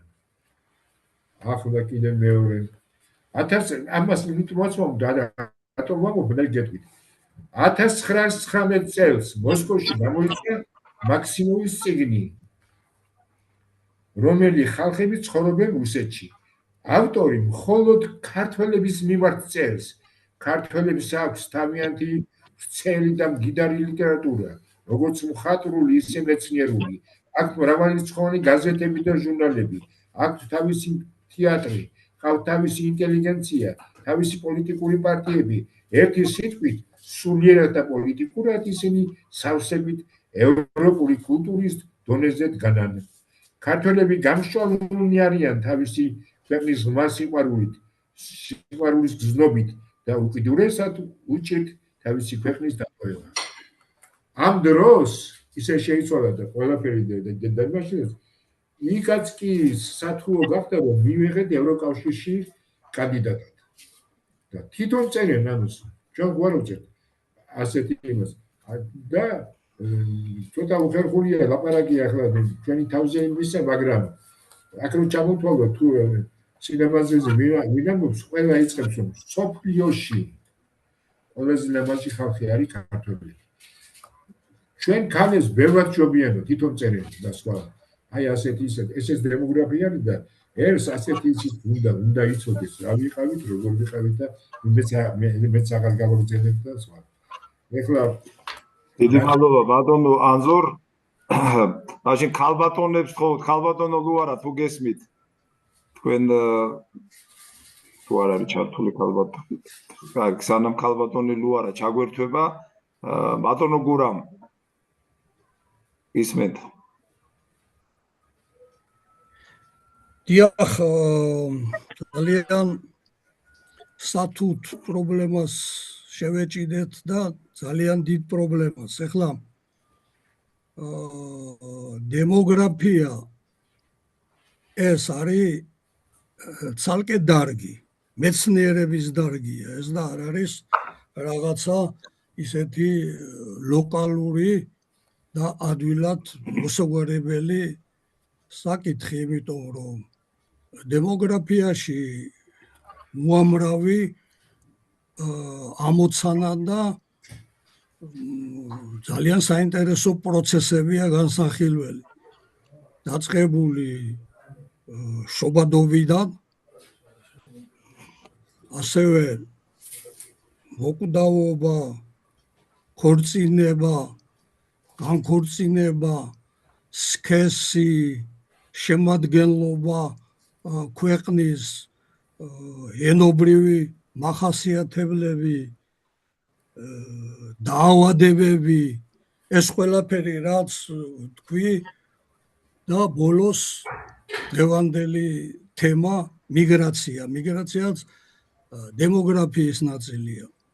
ეხლა თქვენ ბრძანდეთ, რომ დემოგრაფიული უსაფრთხოების კონცეფცია დამუშავებულა და აქ მთავრობის ყველა წევრია კომისიაში. მოდის მოვითხოვთ, ისიც ჩვენი გაკეთებულია მე და კონცეფცია. მე ეს არ ვიცი ბატონმა ლევანმა ბზანა და ერთი აქვს ნიშანდობლივი რომ ყველა კომისიაში მთავრობის წარმომადგენლები არიან და მათ ამისთვის არ ცალიათ რომ შემდეგ ამის განხორციელებაზე იზრუნონ და ერთი ეს და მეორე კიდე აქ სპეციალისტებია საჭირო რაც შეიძლება მეტი. ჩემი წინადადება მე მივწერე ბატონ ლევანს როცა მოითხოვა მან ჩვენი კონცეფცია რომ ყველაფერი ეს ერთად აღებული კვლევებს მოითხოვს. ანუ ეხლა ჩვენ ისე მდგომარეობაში ვართ საქართველოს ისე დემოგრაფიული მდგომარეობა ისეთი სავალალოა რომ ამას რაღაც ლოკალური პროექტებით ჩვენ ვერ მოვერევით. ამიტომ დროებით უნდა შეიქმნას მე ეს არის ჩემი წინადადება სამინისტრო უნდა შეიქმნას დემოგრაფიის სადაც აუცილებლად უნდა დაფუძნდეს ინფორმატიზაციის ანალიზისა და პროგნოზის კვლევითი ცენტრი. არც სოფლიოს არც ერთ ქვეყანაში არ არის სიმსივნის ისეთი რაოდენობრივი მახასიათებელი როგორიც არის საქართველოში. ვინმე გამოიკვლია რატომ არის ეს? ავიღოთ იგივე მიგრაცია. მიგრაცია ეხლა ჩვენ ერთი შეხედვით ვამბობთ რომ იმიტომ მინის მიგრაციაში რომ გარბის აქიდან რომ სამუშაოს ვერ შეუძლებს. სამუშაოს მეტი რა არის საქართველოში, მაგრამ სხვა პროცესები ესიც გამოსაკვლევია, რატომ, რა ხდება, რა არის ამისი საფუძველი, რომ აქიდან გარბის ადამიანი. ჩვენ ამას ვერ მოვერევით. ხომ, ეხლა ყველა ავიღოთ შობადობა. ჩვენთან ესე იგი დემოგრაფიული პროცესების გაუმჯობესებად ითვლება, როდესაც დავაფინანსებთ მეორე შვილზე, მესამე შვილზე და მეოთხე შვილზე. ეს პირიქით, აბა დავაკვირდეთ კარგად. თქვათ ჩვენ მივეცით 4 შვილის დაბადების შემდეგ რაღაცა თანხა. ეს თანხა გადაყრილია, იმიტომ რომ წლების განმავლობაში ესენი რომ გაიზრდებიან ეს შვილები, მერე ამათ ხომ ჭირდებათ ბინა ჭირდებათ, მიწის ნაკვეთი ჭირდებათ, სოფელში ცხოვრობს რომ სახლი აიშენოს, ცხოვრება ხომ უნდა გაგრძელდეს, ხომ უნდა მოიყვანოს, დაქორწინდეს, რა ხდება მერე იქით და იქით. ამიტომ აი ამ კვლევითი ცენტრმა სწორედ რომელიც სამინისტროს დაქვემდებარების ქვეშ იქნება და ამას სახელმწიფო მიაქცევს დიდ ყურადღებას, უნდა გააკეთოს მოკლევადიანი და გრძელვადიანი პროექტები. თითოეულ ქალაქზე, თითოეულ სოფელზე, ქალაქებში აი თუ ჩვენ გავზდით შობადობას და გაიზრდება მოსახლეობა, საწავა, მიგრაციაც გაიზრდება, იმიტომ რომ ქარხანა არა გვაქვს, წარმოება არა გვაქვს, დასაქმების შრომის ბაზარი ჩვენთან არ არის. არ არის მოთხოვნა, არ არის, იმიტომ რომ არაფერი არ მუშაობს, ამიტომ აი გრძელვადიან პროექტებში აუცილებლად უნდა იყოს რა საწარმოებს გავხსნით, რა არის საჭირო რომ შემდგომ ეს გამრავლებულმა ხალხმა აქ დაიწყოს მუშაობა, სოფელში სოფლის მეურნეობის პროდუქტები, მისი გადამამუშავებელი წარმოებები უნდა გაიხსნას, რომ უნდა იყოს მიწების ისეთი რეზერვი, რომ ახლა მე მახსოვს ჩვენთან სოფელში გავიზარდე მე როდესაც იზრდებოდა ოჯახი ისინი იყოფოდნენ მაგრამ როგორ იყოფოდნენ იცით მიწას არ ყოფდნენ მიწა რჩებოდა მამასთან და დედასთან ვინც დარჩებოდა და ცალკე გასულს მიწას ხოლმეურნეობა გამოუყოფდა და იქ მერე საერთო იმით შენდებოდა სახლი ხო აი ამას უნდა კვლევები ამას უნდა იცით სტატისტიკური მონაცემების გაანალიზება პროგნოზების დასმა და გადაწყვეტილების მიღება ამას ჩვენ ვერ მოვერევით ჩვენი საკონსულტაციო ცენტრს შეუძლია რომ ესეთი წინადადება მიაწოდოს თორემ ის თუ მე რა განვახორციელო და როგორ განვახორციელო ამასაც მივაწოდეთ, მაგრამ ჩვენ ამას ვერ განვახორციელებთ. ამიტომ აქ დიდი ყურადღება თუ არ დადო სახელმწიფომ და მართლაც კარგი თუ სამინისტრო არ იქნება, დეპარტამენტი უნდა იყოს, მაგრამ ასეთი დეპარტამენტი არა. მე მახსოვს ახლა ამ საკითხთან ადრეც მქონდა შეხება. ლეხანოვზე იყო, არ მახსოვს ვინ იყო თავმჯდომარე ბატონ ანზორს ეცოდინება, შეიძლება ის იყო მე და ლევანი მიგვავლინეს იქ გაგვაგზავნეს ლევან სანიკიძე. ჩვენ მივედით იქ პატარა ერთი თუ ორი ოთახი ქონდა ამ დემოგრაფიის რაღაცა იყო, რა ვიცი, არც ცენტრი არ იყო, არც არაფერი და ის დირექტორი, ვინც იყო ამ ორგანიზაციის, ის ვერ გეტყვით, ახლა საზოგადოებრივი საწყისე იყო თუ რა იყო, ატირებული დახვდა კაცო, ფურცელსა და იმის ფული არ აგვაქვსო. ეს არ შეიძლება დემოგრაფიული პრობლემები, ჩემი აზრით, არ შეიძლება დაფუძნებული იყოს ქველმოქმედებაზე. სახელმწიფო ბიუჯეტში უნდა იყოს ფიქსირებული ამ პროცესების მოგვარებისათვის იმ ორგანიზაცია, რომელიც შეიქმნება, როგორც რასაც მე ახლა ვთავაზობ, დაფინანსდეს და სახელმწიფოდან უნდა ამას გაეწიოს დახმარება და კონტროლი, რომ იქ არ მოხდეს რაღაცა კორუფცია და ესეთი რაღაც. ნუ ახლა მეტი, რა თქმა უნდა, ბევრი შეიძლება ჩვენ ვისაუბროთ, აი მე რომ ვამბობ, რომ კვლევითი ცენტრი საფუძველი უკვე გვაქვს, აი ბატონმა ლევანმა ისეთი ინფორმაცია გამოიტანა, ეს არის საწყისი, არის უკვე არა ფაქტობრივად რაღაცა ხომ მაინც არის რისი ანალიზიც უკვე შეიძლება. ამას დაემატება კიდე უამრავი რაღაცა, მაგრამ ჩვენ ბატონო ლევან თქვენ ცენტრში სხვა საკითხებიც ბევრი გვაქვს კიდევ გადასაწყვეტი, აგერ განათლების რეფორმებზე გვაქვს ძალიან ბევრი სასაუბრო, ძალიან ბევრი გულსატკენი რაღაცები, ინფორმაციებია ხელისშემშლელი, ან არასწორი და არაკომპეტენტური გადაწყვეტილებები და შემდეგ და რა ვიცი როგორ მოვერევით ამ საქმეს ჩვენ კი ბატონო, რასაც ვახერხებთ ღმერთმა ხელი მოგვიმართოს, მაგრამ ეს ჩვენი წინადადებები, მაინც ჩვენ უნდა ჩამოვაყალიბოთ ამ საუბრების შემდეგ და მე ერთი მაინტერესებს, ეხლა მინოდა შეკითხოდით ბატონ ლევან, ამ ცენტრს უკვე არსებობს თქვენი ცენტრი და ძალიან საინტერესო წინადადებები გამოგაქვს და გამოხმაურება თუ აქვს ვისი კონსულტაციასაც ჩვენ ვაპირებთ და ვისაც ვეხმარებით. რაიმე გამოხმაურება არის, რომ ცოტა უფრო გავთამამდეთ და იმედი მოგვეცეს ამ მუშაობაში? მადლობთ ყურადღებისთვის. ეხლა გიპასუხოთ, ეხლავე. კი ბატონო. არა, ამაზე ძალიან მოკლედ კი პასუხებთ, იმ პრობლემებს აღარ შევეხები, იმიტომ რომ კიდევ უნდა მოусმინოთ კიდე სხვებსაც უნდა თქვა. რაც შეეხება გამოხმაურებას, ჩვენ მივაწოდეთ ყველანაირი ინფორმაცია, ვისაც სახელის დავარქვით, ესე არაოფიციალურად მასაც ეს ინფორმაცია აქვს. მაგრამ სისტემა მუშაობს, თქვენ თუ აგვირდებით თავისი მეთოდებით და მაგ არის ესეთი მიდგომა. თუ რამეს გააკეთებ, მაშინ იქნება, ესე იგი, გარკვეული პირდაპირი ღია გამოხმაურება. სხვანაირი ესე გამოხმაურება ბევრი რაღაცას იძახის, რაღაცას ცდილობს, ზოგი ამბობს არაფერს არ აკეთებს, ან მერე შემდგომ გადადიან კრიტიკაში, გინებაში და რაღაც ესეთ ფორმატში, რომელიც შედეგს არ გამოიტანს. და მე პირდაპირ გეტყვით, ჩვენ რატო დავიწყეთ ეს, ამით პრინციპში შესავალში სიტყვაში თქვი, რომ სახელმწიფოში ჩამოყალიბდა ისეთი სისტემა, რომელსაც არ აქვს კომუნიკაცია საზოგადოებასთან და ხალხთან, ისინი თვლიან, რომ ეს საჭირო არ არის, ესე თვლიან, ესე ფაქტია. ამას არ წმუნებენ ამაშიც კიდევ იმ კაცს, ვიზედაც ჩვენ აქ საუბრობთ.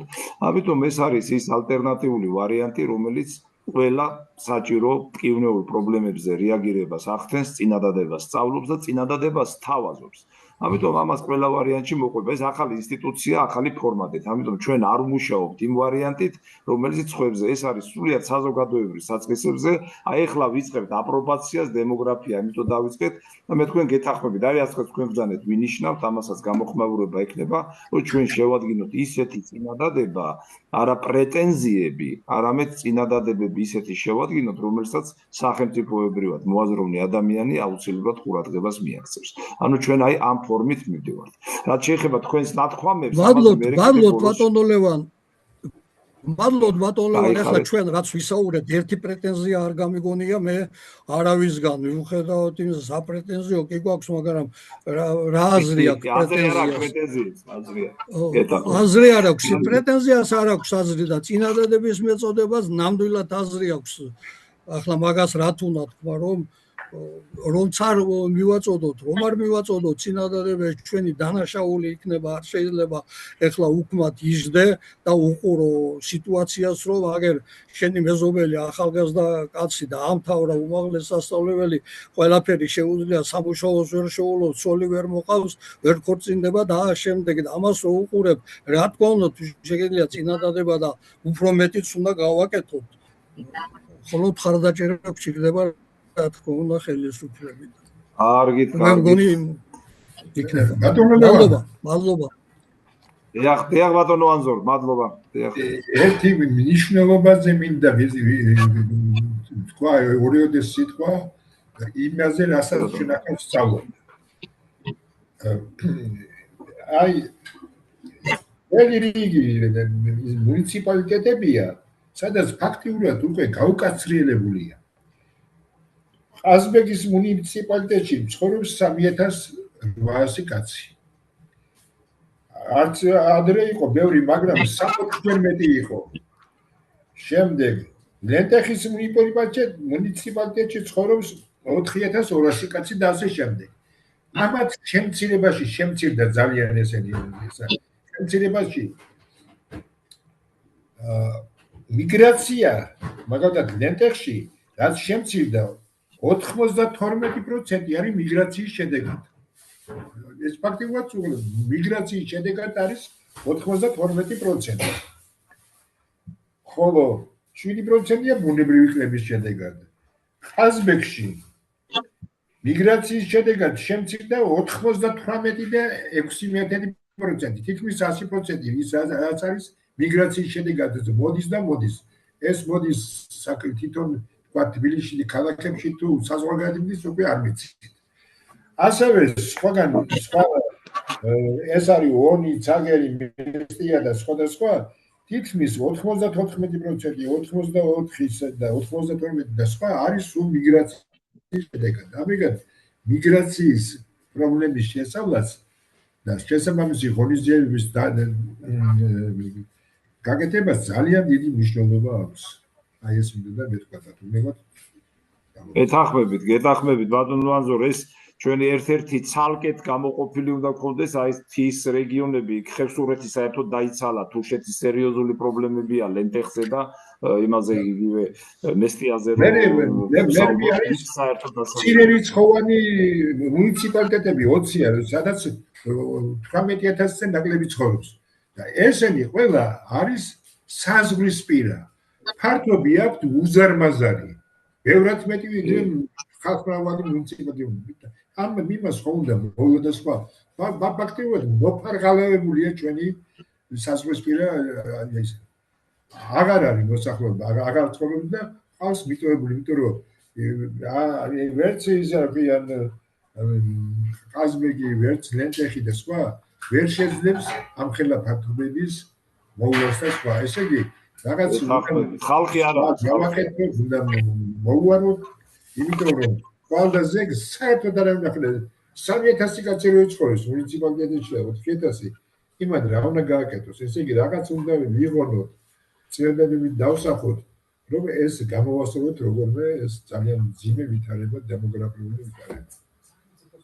გეთანხმებით. ბატონო ედიშერ ხო არ გნებავთ თქვენ? ძალიან ბევრი ამაზე სასაუბრო დაუსრულებლად, მაგრამ თქვით პრობლემები, გამოსავალი რაშია უნდა ჩვენ და ჩამოვაყალიბოთ, მაგრამ რამოდენიმე ფაქტორია თუ ამ ფაქტორს სახელმწიფოდან არ მიექცა ყურადღება, ეს მიგრაცია გაგრძელდება, ამას ცალსახად ვამბობ. და პირველი არის ახლა რასაც მე ვუყურებ, ეს არის სამართლიანობის ძალიან მაღალი პროცენტი უნდა იყოს სახელმწიფოში. აღარ გავშიფრავ ახლა რა, როგორ, რანაირად, ისინიც ხედავენ, ჩვენც ვხედავ. და ის რაც ჩვენ ამ წლების მონაპოვარი გვაქვს, ეს უსაფრთხოების განცდა გლობალურად გვაქვს ეს მაგრამ უსაფრთხოების განცდა არ არის აი ახლა რასაც ვუყურებ ჩვენს გარშემო, რაც გამოიწვია ამ ნარკოდამოკიდებულების სივრცემ, რაც გამოიწვია ამ კუჩურმა გარჩევებმა და ასე შემდეგ. შემდეგი ფაქტორი ეს არის თითოეულ მოქალაქეს, ანუ რა ხდება, მოქალაქეზე ზრუნვა უნდა იყოს პრიორიტეტი, რადგან თითოეულ მოქალაქეს უნდა ჰქონდეს ღირსეული შემოსავალი. პერსპექტიული უნდა იყოს მისი პროფესიული არეალის განვითარება და პირველიც და უპირველესიც არის, რომ ოჯახის შექმნის ეკონომიკური შესაძლებლობა უნდა მივცეთ ახალგაზრდებს. ესე იგი, ეს რაც კომპლექსურად ჩამოვთვალე, ეს სახელმწიფოს გასაკეთებელია და ჩვენ ამაში როგორ და რანაირად უნდა მოვიაზროთ, ეს კონკრეტულად უნდა ნაბიჯ მივაწოდოთ ძალიან აკადემიურად და ასე შემდეგ. და თუ ქვეყანაში არ არის ეკონომიკური პერსპექტივა, თუ არ აქვს ახალგაზრდას, უნდა კონდეს რამე თუ ეს სტრატეგიული დარგების განვითარება და ეხლა რის წინაშეც დავდექით, რომ მთავრობა, რაც იყო ახლა ყველამ ვიცით, აუქმებდა ტექნიკურ უნივერსიტეტს, უერთებდა და აბსოლუტურად განსხვავებული მისიის უნივერსიტეტებს ერთმანეთთან. თუ ეს სტრატეგიული დარგების განვითარება ჩვენს მიერ განათლების სისტემაში ხელშეწყობის გარეშე არ მოხერხდება, ეს არის ინჟინერიაზე დაფუძნებული ტექნოლოგიებზე, ენერგეტიკა, აგროინდუსტრია და ასე შემდეგ.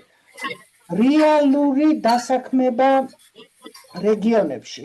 ეხლა გამიგრძელდება ის მთიანეთის კომპლექსური პრობლემათა შემსწავლელ კომისიაში ვარ აკადემიაში და აბსოლუტურად გრაფიკულად დავხაზე სისტემურად როგორ შეიძლება დაუბრუნდეს ახალგაზრდა და ოჯახები და ყველანი მთას. ყველაფერი გაწერილი ერთმანეთზეა, ზოგმა გზა მოიყვანა, ზოგმა, მაგრამ გზარათ მინდა თუ პერსპექტივა არ მაქვს იქ და მოვიყვანეს სხვათა შორის მაგალითი უზუნგულის მაგალითი თურქეთში, როგორ განვითარდა უზუნგულის ტბის გარშემო ყველაფერი. აი ესე რომ შობადობა როგორ უნდა გავაძლიეროთ, რა მოტივაცია უნდა მივცეთ ახალგაზრდებს.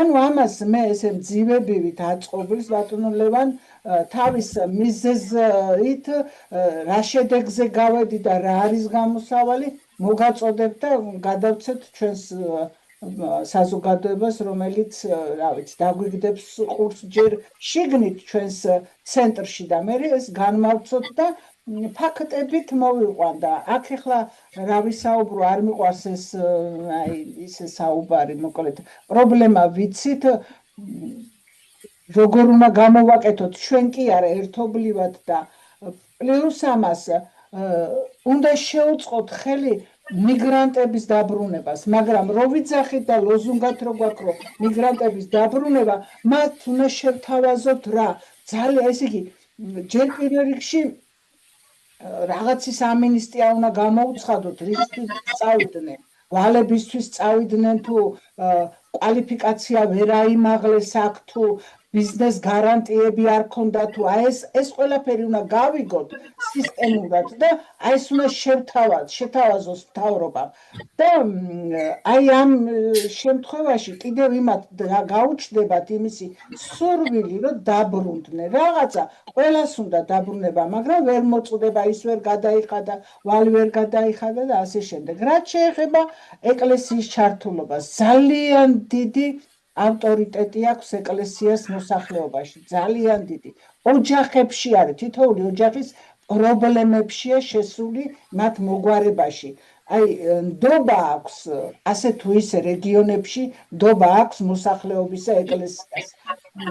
მორალური ავტორიტეტი აქვს, პირდაპირ წვდომები რო აქვს ზოგი ბავშვს ანათლებს და ასე შემდეგ. ანუ ამ ღირებულებებზე შეიძლება იმუშაოს ეკლესიამ, სოციალურ ქცევაზე შეუძლია ეკლესიამ იმუშაოს, აი გააძლიეროს ოჯახის ინსტიტუცია და ფსიქოლოგიურადაც თითოეულ მოსახლეზე რომ ემიგრაციაში ხო არის იქ რომ აი მამაო არა მაქვს რომ მივდივარ უნდა ემიგრაციაში ფსიქოლოგიურადაც უნდა იმოქმედოს. ანუ ამასაც ჩამოვწერ რა როგორ და ნახოთ რა იქნება აი ბევრს ნიშნავს კიდევ ამ ტაძრებში მოძღვრის ქადაგება ძალიან ბევრს ნიშნავს რა როგორ რანაირად და ჩვენ ისეთი სარწმუნოების ადამიანები ვართ რომ უფალი არ გაგვწირავს და იქნებ რამე ერთმანეთის გვერდზე დგომით რაღაცა გავაკეთოთ. მოკლედ აი ამას რაც კონკრეტულად და მოგაწოდებთ ეს დღეები არა, მაგრამ ორშაბათს კარგი, ბატონო არინა, დიდი მადლობა. ჩვენ ბატონი თორნიკე შემოგვიერთა, აქტიური კაცი არის ამ საკითხებზე. ბატონი თორნიკეს დააგვიანდა, ჩვენ ვისაუბრეთ ბევრი და თუ გინდათ ბატონო თორნიკე, მოკლედ გითხარით თქვენი პოზიცია, ჩვენ განვიხილეთ ციფრებიც, ბევრი ვისაუბრეთ.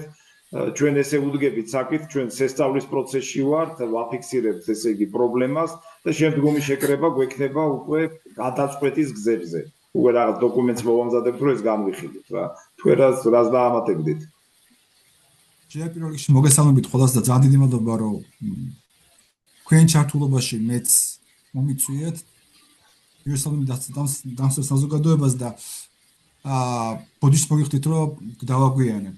ეხლა ერთი რაღაცა მინდა ვთქვა მე, რომ ჩვენ კი ვილაპარაკებთ ამ ყველაფერზე და რა გარანტიებია იმისი, რომ ამას მოისმენენ ან გაითვალისწინებენ. ცოტა ხნის შეკითხვა ეხლა ეს, მაგრამ მე მქონდა ეგეთი მაგალითი 2013-2014 წლებში ჩვენ არასამთავრობო ორგანიზაციებთან ერთად გავაკეთეთ საკმაოდ სერიოზული კვლევა და დასკვნა საარსებო მინიმუმზე. და მაგ დროს შევიმუშავეთ და 2013 წელს ქონდა საარსებო მინიმუმი 490-500 ლარის ოდენობით.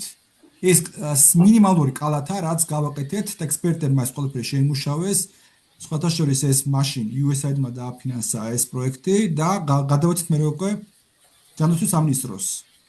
და ეს პროექტი რა მოვიდა მე ამ ჩვენ ამუშავარს დადეს თაროზე. დღემდე არ არის ის საარსებო მინიმუმი, რაც ქონდა ჩვენ მაშინ დათვლილი. დღემდე არ არის ეს საარსებო მინიმუმი და დღესაც პრობლემატურია ეს თემა.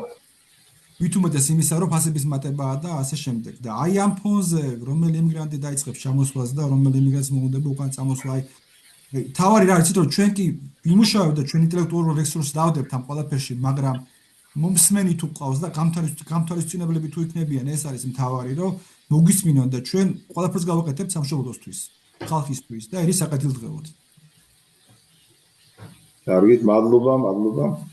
მონაწილეობისთვის. კიდევ თუ დამატება არ არის, მე ხა მოკლედ მინდა თქვენი ყურადღება ერთ რაღაც მიმართულებებზე გავამახვილო.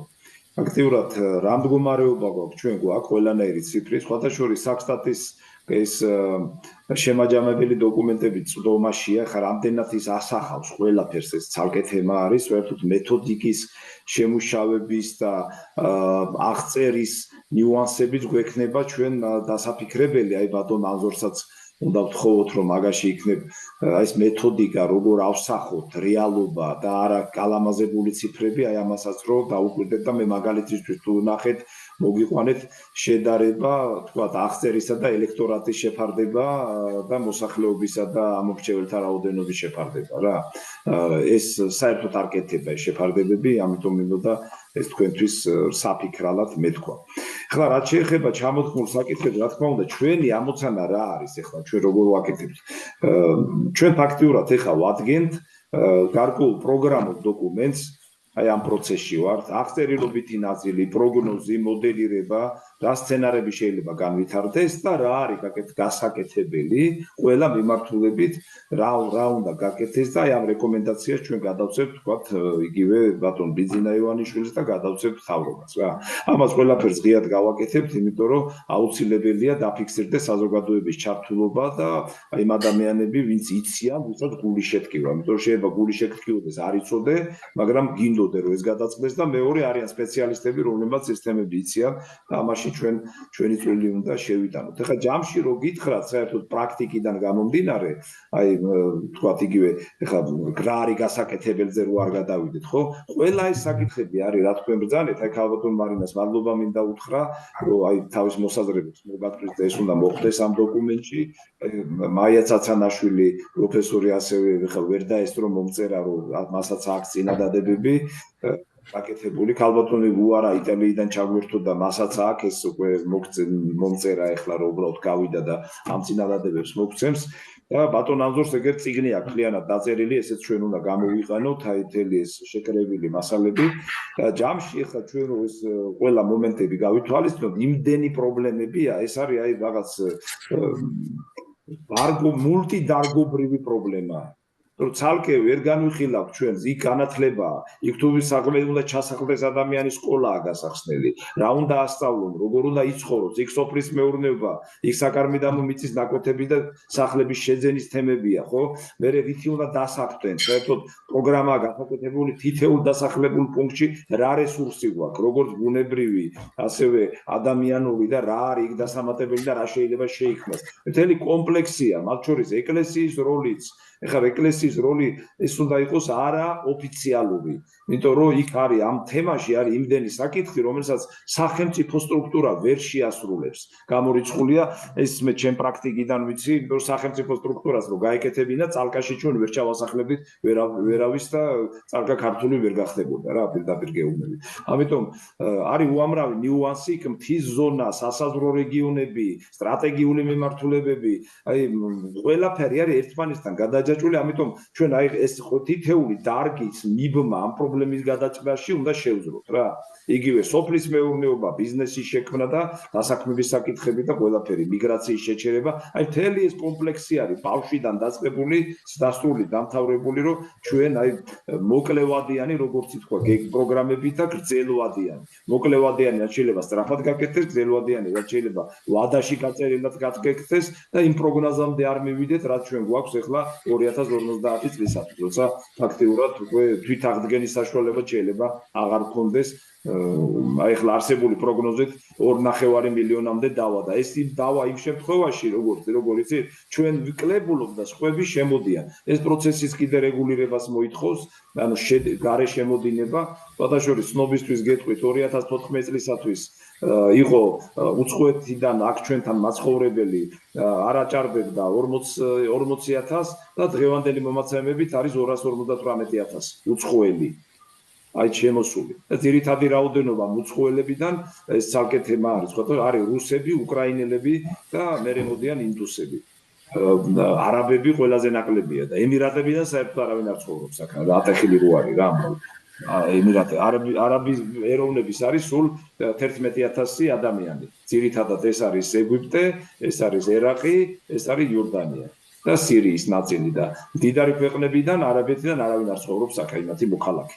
ემირატები იქნება საუდები თუ სხვა. იმიტომ რომ ჩვენ ცოტა სხვა კონტექსტში უნდა განვიხილოთ და არა რაღაცა მიტინგებზე გამოცხადებული თემებიდან გამომდინარე. ჯამში რო ავიღოთ, აი ამოცანა ჩვენი რა იქნება სახელმწიფო ჩართულობა რო ბრძანეთ თქვენ, აუცილებლად რაღაც სტრუქტურა უნდა არსებობდეს, რომელიც ამაზე მუშაობს. და მთავარი თემა არის რუნვისა, იმის რომ აი ყველა გათვლებით 2-3% ბიუჯეტის ამ თემაზე უნდა იხარჯებოდეს. 2-3% ბიუჯეტის ეს არის მიახლოებით 500-600 მილიონი წელიწადში. ძალიან ბევრი რამის გაკეთება შეიძლება. უამრავი თემების გაკეთება შეიძლება იმისთვის, რომ აი ეს კატასტროფული მდგომარეობა შეჩერდეს. მაგრამ ეს განწყობა, აი რა ითქვა, ყველამ აღნიშნა, რომ თვითონ სტრატეგია ამ პრობლემის მოგვარებისა უნდა იყოს საზრუნავი ამოცანა თვითონ ხელისუფლებას. აქ ჩვენ ისიც უნდა გავითვალისწინოთ, როგორ არის იცით, აი არ უნდა ამ თემაში შესვლა, იმიტომ რომ პოლიტიკური ბრძოლა არის, იქ რაღაც ელექტორატის თემა, არჩევნების შედეგებია. ჩვენ უნდა მოვიფიქროთ ის ფორმულა, რომ მიუხედავად პოლიტიკური შინაარსისა თუ რაღაცა მექანიზმების გამოყენებისა, რომელიც შეიძლება ხელისუფალს ჰქონდეს თავისი პოზიციის შესანარჩუნებლად, რომ ეს არ იყოს მისთვის საზიანო, აი ამაზე სერიოზულად ვფიქრობ, არამედ მისთვის იყოს პრიორიტეტო. უბრალოდ სიტყვა პატრიოტიზმით ვერ წყდება ესა. რომ მიმდინარე პროცესები, თქვენ ხო ათხოვთ ახლა ამას, მიმდინარე საკითხები და პრობლემატიკა ამას აქცევს მეათე ხარისხოვნად, იმიტომ რომ აღარც უნდა თამაში შესვლა. სხვა რაღაც მომენტები დგას პრიორიტეტად. აი ეს უნდა, ეს არის ჩემი საზრდოხელი ისეთი ფორმულა მოვიფიქროთ, რომ ეს გავხადოთ პრიორიტეტად და არა საზიანოდ ხელისუფლებისთვის, არამედ აი რაღაც ეფექტურობის მომტანი რო იყოს რა. ეს განხრა კიდევ ამას ჩემ თავზე ვიღებ. იმიტომ რა მინდა გთხოვოთ, ყველა თქვენი წინადადებები რაც არის ჩამომიგდეთ. მე მუშაობ ახლა რომ აღწერილობითი ნაწილი მოხდეს ამაში, ამ დოკუმენტში, ასევე პროგნოზები მოდელირების საფუძველზე გაკეთებული და გამოსავლები რაც არის, აი შემდგომი შეხვედრა დავნიშნოთ, ეხლა ბევრი მწერს რომ უნდა ჩართვა და ეხლა რა აზრი აქვს რომ ჩავთვით უკვე ბოლოში ის მონაწილეები ვინც იქნებიან რაღაცა დოკუმენტის შექმნა და მასზე უკვე დავიწყოთ მსჯელობა, რომ თქვენი წინადადებები იყოს გამოყენებული სულ ყველა. აი რა ვიცი, მე ამას გთავაზობ და თუ არის ეს მისაღები, ამას გავყალიბ. დიახ. ხომ არ გავაკეთოთ მაგალითისთვის მიკროსიმულაციური მოდელი რომელიმე რეგიონის მაგალითზე. აი როგორ შეიძლება აი ეს მოდელი დავუშვათ მთათუშეთზე, მთიანეთზე სიტყვაზე, ისეთ რეგიონის რაჭაზე, მარინა, აი რაჭაზე, იცით რა, აი ამ მეწყერ საშიშრო ზონებში ძალიან ბევრჯერ ქონდა ჩვენ წარდგენილი პროექტები, რა შეიძლებოდა, როგორ შეიძლებოდა, მაგასაც მივუმატებ, მე ჩავთავაკ მეცნიერებსაც, როგორ შეიძლება რაჭაში რაჭველი დაბრუნდეს და ეს მოდელი იყოს მაგალითი სხვა რეგიონებისთვის, უпроსტად იყოს ხელისუფლებისთვის მაგალითი კომპლექსურად როგორ დაიწყოს რეგიონში მოსახლეობის დაბრუნება. ეხლა მე ვხედავ თითოეულები ბრუნდებიან, მაგრამ ემიგრაციიდან გამოგზავნილი ფულებით რაღაცა იქ პატარა მეურნეობას აწყობენ, სუფთა ჰაერზე არიან, შვილებს დიან, ყველას გეცოდინებათ ამ Facebook-ზე ბევრი ოჯახები გამოჩნდა ასეთი, მაგრამ თუნდაც ამათ მაგალითზე პატარა მოდელი, აი სიმულაციური მოდელი იქნება და ჩემი დროის უკმარისობიდან გამომდინარე რაღაცნაირად შევძლო, აი რაღაცნაირად რომ ეს ამას მოუყარო თავი და თქვენც თუ დამეხმარებით ძალიან კარგი იქნება, თორე ეს ჩონჩხი ამის უკვე შედგენილი მაქვს, ახლა პრობლემა როა და გადაჭედილი როა ეს ინტერნეტ სივრცე სად რა არის, როგორ არის, რატო არის, რამდენია, ვინ შემოვიდა, ვინ გავიდა, რა ეს მაგრამ ახლა ის რომ ჩვენ მივაწოდოთ აი ეს გააკეთე კი არ ვთხრათ, ეს როგორ გააკეთოს თავრობა მის უთხრათ. თორე ეს რო გასაკეთებელია, ყველა მიცის. ეს მისაქცევია მოქალაქეზე, სწორედ არის გასაკეთებელი მოქალაქეზე, რომელიც ოჯახი აქვს, ოჯახს ქმნის და ასე შემდეგ. ნუ ავიღებთ ახლა ის კი მრავალეროვანია ეს საქართველოს კიდე შემოედინებიან, მაგრამ მაინც ის მოფარებულად აქცენტი საქართველოში ქართველებზე გავაკეთოთ. რა ვიცი, მე იქნება და შევძლო და გავაკეთოთ. სულ მინდოდა სხვათა შორის, მაგრამ აი мотивация არ მქონდა, რომ იმიტომ რომ ყველგან სადაც ეს გამქონდა სემინარზე, რომ მოსმენის დონეზე რჩებოდა სულ. იმიტომ რომ არ მქონდა იმისი საშუალება, რომ იმათი შესაძლებლობები, აი რეგიონს ხო დაფინანსება რა. წავლენ 17 ჯერ დააგებენ ამ ასვას, თუმ რაღაცა გააკეთეს. მე ქვიშხეთის მაგალითზე ძალიან ბევრი რამე შემიძლია თქვა. მაგრამ ეს ყველაფერი ერთმანეთთან არის, იმასთან, ამასთან, ვიღაცას უნდა განუმარტო, მაგრამ მაინც შევეცდები, რომ აკადემიურად ეს ყველაფერი დავძრათ რა. ძალიან კარგი წინადადება, ქალბატონო მარინა, საერთოდ რაღაც ესეთი მოდელირება და სიმულაცია რო გაუკეთოთ, როგორ შესრულდება კონკრეტულ ობიექტზე, კარგი ვარიანტია. მთლიანობაში ხა ჩვენ რასაც ვაკეთებთ, ხო? ეს არის ფაქტიურად პროგრამა, რომელსაც მე უნდა მოყვეს სამოქმედო გეგმა. და ესეც შეიძლება ჩვენ ამაზეც რაღაცა მონაცემები, ამ კუთხითაც მონახაზები გავაკეთოთ რა. ორ ნაწილად იყოფა, ერთი სახელმწიფოს აქტიურობა და მეორე რომელშიც სახელმწიფოს ჩართვა არ შეიძლება, მაგრამ ჩვენ ვიცით ეგ როგორ უნდა გაკეთდეს, ეს ბევრი ნიუანსია, სწორედ ეთნიკური მომენტის ჩვენთვის საინტერესო მიმართულებით რეალიზება რა, ასე ვთქვია. აი ხა პირდაპირ გეხვით, დაცარიელებულია ჯავახეთში სოფლები, ეხლა გვაქვს შანსი, მე აღარ გვექნება. ეხლა არის შანსი რა. და რესურსების მინდა გთხოვოთ, რესურსების გამოყენების კუთხით თქვენი პოზიციებიც ასევე გამოკვეთოთ. რა რესურსი გვაქვს? თუ არა გვაქვს რესურსი, უნდა ვიფიქროთ რა რესურსი შევქმნათ. და ესეთი მაგალითები ხა სულ ემირატებზე რო ვიძახეთ, ემირატებში ცხოვრობს, აი მაგალითისთვის გეტყვი, 12 მილიონი ადამიანი ცხოვრობს არაბეთის ემირატებში. ეს ტერიტორია ჩვენ ხელა არის და თვითონ მოქალაქე არის 1.400.000. თვითონ მოქალაქე და ანარჩენი სულ ყველა ჩასულია, მუშაობენ, ბიზნეს აკეთებენ, ყიდულობენ, ბინებს ცხოვრობენ, აი წარმოიდგინეთ როგორია და იქ ვერავინ პოლიტიკაში ვერ ერევა და პრიმატი და წამყვანი პოზიციები აქ ემირატის მოქალაქეებს თვითონ ამ არაბებს. მაგათი პრაქტიკაც უნდა ვნახოთ, აი როგორ მუშაობს, რას აკეთებენ რა. ბატონო ლევან, სტარტაპისთვის ავიღოთ მაგალითად ერთი რეგიონი, სტარტაპისთვის ერთი რეგიონი ავიღოთ, ეგეთი რაღაცა ვქნათ, ეგეთი მოდელი შევმუშაოთ? კი. შეიძლება რამე დასახლებული პუნქტები რაღაცა ეგეთი რო ისაქვნათ რა. იცით რა, ჩვენ აქ ლევან და თორნიკე გვინდა არგი ეკონომისტიც რომ ჩვენ თან ფინანსური მხარე გაუწელოთ და სახელმწიფოს მათზე ძალიან თუნდაც 1%-ით სესხის გაცემის აი ამ პროგრამაში ვინც წევრიანდება, მაგრამ ამის ძალიან ცუდი მაგალითი მაქვს გერახსოვრება თქვენ ოპერატივები ჩამოაყალიბეს და დაურიგეს ტრაქტორები, ისინი ვერაფერი ვერ გააკეთეს. ანუ გეგმას არ გააყოლეს ამას. ხდებით და ხან სადეგდო ეს ტრაქტორი ხან მერე გაყიდეს, ხან ვითომ ხელში გადავა და ანუ ჩვენ რო დაუბრალეთ საერთოდ წარმომადგენლები ვუთხარით რომ მიეცი მიადევნე თვალყური ხო? ბავში რო გაჩნდება ხო არ მიაგდებ ისი არა, უნდა გაზარდო. რა ხარა გვიპასუხეს არის ერთი ესეთი მოდელიც არის, ამაზეც ვიფიქროთ, ხათაშურის რაც არის აპრობირებული, ხო? იგივე ეს კიბუცების ვარიანტი, სოფლად ვიძახი. ეს არის კომუნა ფაქტიურად, რა კომუნა, კოლმეურნეობა რო იყო, თლათ ესეთი არ არის, მაგრამ უკვე თავისუფალ ბიზნესთან მიბმული კომუნა, რომელიც თვითყოფათი არის, თავისი სკოლით, განათლებით, დაბადებით, სამუშაო ადგილი აქვს, ხელფასიც აქვს და უკვე შემოსავალზე მუშაობენ და კიდევ სამხედრო ელემენტიც ჰქონდათ ჩადებული.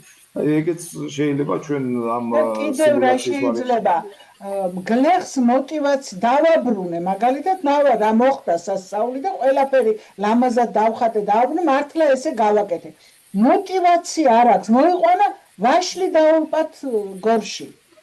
ყურძნის საწაიღო და საზამთროები, აი საცოდაობით უნდა სახელმწიფოს კონდეს კონტროლი, რომ ამ მოსახლეს, რომელმაც თავისი პროდუქტი გასაყიდად გამოიტანა, ან ბაზარი დაურეგულირო, ან იმის განცდა არ კონდეს, მე რო ამას მოვიყვან ვაისადგა რეალიზაცია სად მოვახდინო, აი ესეც არის ძალიან ყურმე, აი ესეც ეკონომისტებმა კარგად უნდა დავაბალანსებინოთ რა, რომ მე რო წავალ კახეთში და ზურებს შევეჭიდები, იმის მიუხედავად რომ შიშიც ამაქვს სტიქიის, მე ეს ჩემი ნაშრომის შედეგი რო უნდა დავინახო, სახელმწიფოს იმედი უნდა მქონდეს ამაში ლევან, რომ მე მოტივაცია მქონდეს, რომ შიში არ მქონდეს, ვაი თუ ჩემი შრომა წყალში ჩაიყრება.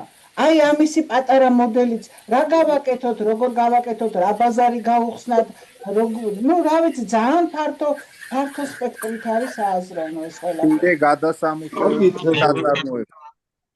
რა თქმა უნდა, აი მაგალითად, ჩემ რეგიონში იმდენი გადასამუშავებელი კომბინატები იყო, მოტივაცია ქონდა ბავშვებსაც, მოსწავლეებსაც. ну აი თქვენ ახლა ამაში დაგვეხმარეთ და მე თქვენ ამას გაგიკეთეთ და ამ კომბინატში ჭაჭული იყო, ღიავი იყო, აიბუხარი იყო, ყველაფერი მიქონდა და ქონდა ბავშვებს, მოსახლეობას. აბრეშუმი ყავდა ერთ დროს საქართველოში და თითოეულ ოჯახს ეს აბრეშუმის თუთის ფოთოლი თითოეულ ოჯახს აბრეშუმის აი ამ ჭუპრებს აძლევდნენ და იმათ მერე ჰქონდათ რაღაც შემოსავალი და უკან უბრუნებდნენ სახელმწიფოს. აი ამ აბრეშუმის კუთხით არ დაიკარგოს საქართველოს ეს არამატერიალური კულტურა თუ მატერიალურია რაც არის ეს სივრცე რო არ დაიკარგოს აი პურის ფქვილი წითელი დოლის ფქვილი კახეთში ხონა მისცეთ мотиваცია იმ ადამიანს ეკოლოგიური რო ვიძახით არა სწორია ეს ბიზნესმენები მე თუ არ მომეცი გასაქანი რომ ჩემი პროდუქცია ჩემ მოსახლეობაში გავყიდო მოსახლეობის შესაძლებ ფასად მაშინ დავარ ისე გაკეთდება რომ მე გავალ ამ ბაზრიდან და შემოვა ურანგისი იაფიანი საზღვარგარეთიდან და გაიზრდება ეს იმპორტი შემიწყე ხელი სწორს ამბობს ის ბიზნესმენი შემიწყე ხელი რომ ჩემი პროდუქტი ჩემი პროდუქცია შემოვიტანო ბაზარზე დამიბალანსე ბასაბოს ეკონომიკა ამ ხალხმა ძალიან ცუდად გაიგო მთავრობიდან დაწყებული საბაზრო ეკონომიკა არ ნიშნავს იმას კი ბატონო მე რო ვარ სოციალურად დაუცველი ფენა წავალ ეხლა და სადღაც იქ ახლო მახლო მაგრამ სადაც ტრანსპორტია ჩართული სადაც მუშახელია ჩართული სადაც მთელი რიგი ხარჯებია იქ ცოტა პროდუქტის ფასი აიწევს ხო მოდი ისე გავაკეთოთ რომ იქ დავაბალანსო მშენებლობა და ყველაფერი გაკეთეს იქ სადაც მე აი თურქეთში ესია იქ ვქوارენ იმას ქვებს იქ არის ყველაფერი და იქვე აკეთებენ და იქვე აშენებენ აი გზაზე რომ მივდივარ გიჟდები მთელი კარიერებია ამ ქვიშების საიდანღაც კი არ მოაქვს და იმიტომ არის რომ ნელა-ნელა ვითარდებიან და განვითარდნენ რა ვიცი ჩვენგან გაიტანეს 90-იან წლებში ყველაფერი და უღატაკესი იყო გადავირია იქაურობა რომ ნახე და დღეს რო ჩავდივარ 64-ში მგონი ჩემი თავი რაღაცა არ უნდა ამ ხალხს აი ამ ფორმულაში თავიანთი მონაცემების ჩასმა ჩასვი დავიცვილიშვილი გააკეთე რაღაცა ხო ახლა მე ცოტა ემოციური ფონი მაქვს იმიტომ რომ არ შემიძლია როცა შემიძლია რაღაცა გააკეთო და ვერ აკეთებ იმიტომ რომ არ აქვს არაფრის გასაქანი მართალი ხარ გალბატონო მარინა მაგი გავითვალისწინოთ სხვათა შორის მაგ ჩავთავთ ჩვენ ესეთ მონაცემს მე ამოვიღებ ამ მონაცემებს აი გეთანხმებით რა რაღაცაში სახელმწიფო ფულს ხარჯავს და შედეგი არ დგება სტატისტიკა დღეს არის მაგრამ სტატისტიკა არის ესეთი რომ რამდენი ფული გაიცა და რამდენმა ფირმამ გლეხმა აიღო მაგრამ არანაირი სტატისტიკა არ არის შედეგი ვინ ანუ მოგება ვინმე მიიღო ბიზნესის შექმნა სოფელში რამე გააკეთა ძირითადში რაც ინფორმაცია არის ხო მიუხედავად ლამაზი ციფრებისა რომ ბევრი ფული დაიხარჯა და ბევრმა მიიღო ის რომ შემოსავალი მიიღო ამ ადამიანებს და ეს მომგებიანად ექცია თავისი ეს პროექტები ამისი მონაცემები ძალიან სავალალოა რა იმიტომ რომ არ არის მარკეტინგი რეალიზაცია არ არის დახმარება ანუ აძლევს ახალს იმის არ იყო ტრაქტორების რატო ხნავდნენ მიწას ხალხმა რო ვერ გაიგო აი ზუსტად მიახლოებით ეგ ამიტომ აქაც გარკვეული კორექტირება დაგჭირდება ეს პროგრამები რომ გამოყენებული იქნეს ამ თვალსაზრისით რა და ამასაც აუცილებლად მოვაყენოთ მე მთლიანად ლევან მთავრობაც არ ატყუის არაფერში რა მუნიციპალური მმართველობაა მოშლილი მე ახლა ვიღაცას მივცემ 10,000 ლარს და რისთვისაც ჭირდება სულ ელემენტარულად ის ხომ აიც უნდა გავიგო გააკეთა თუ არა ამ 100 ლარის და კიდე რო გააკეთა ვის რას წაადგა ვის რა мотиваცია მისცა ვინ როგორ თვითონაც მოინდომოს და სახელმწიფოდან ეს დახმარება მიიღოს мотиваციაზეა ყველაფერი ეს კი ბატონო აი ეს კონტროლის მექანიზმი არა აქვს მიადგება მე და დაიჭერს და არ მინდა ეს დაჭერილი მართველი სახელმწიფოს მართველი მე ყოველ შემთხვევაში ხო როდესღაც რომ მიკითხავდა მორალს დღეს არ მინდა რომ ციხეში იჭდეს გაბატონ მარინდას და რაღაცის ყობა ბატონო ძალიან შეიძლება რა დიახ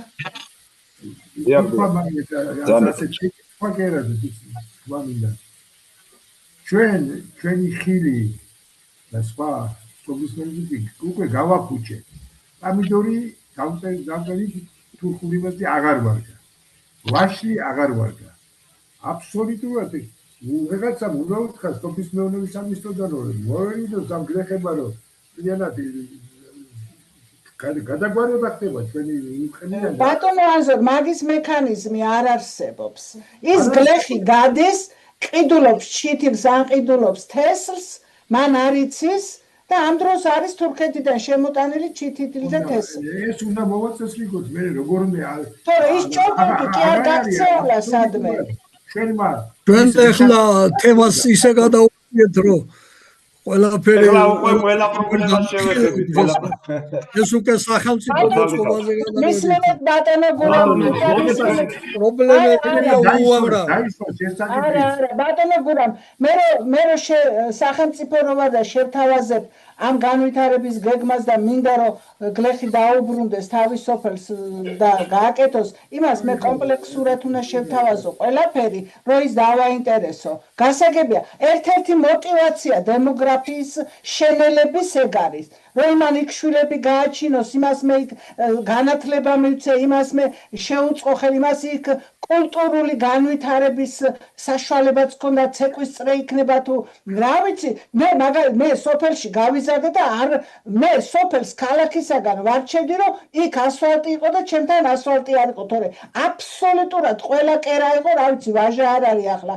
აქ ჩართული რომ მითხრას ეს ყველაფერი და საბჭოთა კავშირის პრიზიორი ვარ ისეთი სპორტსმენი ვიყავი მე ვეღარ განვითარდი ის გავხდი მეორე კურსზე გადავედი თორე ყველაფერი მქონდა მე არ ვიცოდი სოფელში გაზდილმა გოგომ მაღაზიას რა ფუნქცია ქონდა მაგრამ ჩემი სულ თანამდებობის პირი იყო და სულ ხვავრიანი ოჯახი მქონდა მე არ ვიცოდი აი ეს რომ ვიცი მე იმიტომ მткиვა გული თორე მე ახლა გუშინდელი ბავშვი ეს ჩემმა შვილმა იცის ისიც გავზარდე მაგრამ მომავალმა და მომავალმა თაობა მარიცის თუ ეს мотиваცია არ მივეცი ჩვენ რომ იმ ეკოლოგიურ მიწაზე დავასახლოთ და დავაბრუნოთ ჩვენი მოსახლეობა რა ვიცი ძალიან მინდა ეს ყველაფერი ხანდახან ვამბობ ერთ წელიწადში დავალაგებ საქართველოს მითი მაგრამ თუ არ შემოწყო ხელი როგორ დავალაგებ ალბათონო მარინა ყველაფერი გასაგებია თქვენი გულის ტკივილი ეხლა დემოგრაფიაზე გქონდა დღეს საუბარი და დემოგრაფიაზე ეხლა ჩემზე კარგად ბევრს არ ეწოდინება 8 დედმამიშვილი გავიზარდეთ სოფელში 8-ვე სულ ყველა ცოცხლები ვართ ოჯახებით ყველას დავამთავრეთ ზოგი პროფესორია ზოგი დოქტორი ყველა ცოცხლები ვიცით ეს პრობლემები არ გქშიოდა არ გწყუროდა მამაჩემიც მასწავლებელი იყო დედაჩემიც არაფერს არ ვიპარავეთ მაგრამ შრომობდით იმიტომ რომ საშრომი გქონდა ის იყო მიწა იყო ამუშავებდით საქონელი გვყავდა წყევსადით და სწავლობდით ძალიან ბედნე ყველაფერს ვაკეთებდით და დღეს აღარ არის ეს საშუალება მე მინდოდა მე თქვა ბარემ რახანს საუბრობ გეტყვით სახელმწიფო მე რო ვთქვი რომ დაიბადა ეს ბავშვი მე რას უშვებთ 4 შვილი 5 შვილი იმას გასაქანი არ აქვს სოფლის წარმოებები შევქმნათ მაგრამ ქალბატონო მარნა არის დიდი პრობლემა სოფლებში როცა მოხდა ნაკვეთები დაიტაცა სოფლის მოსახლეობამ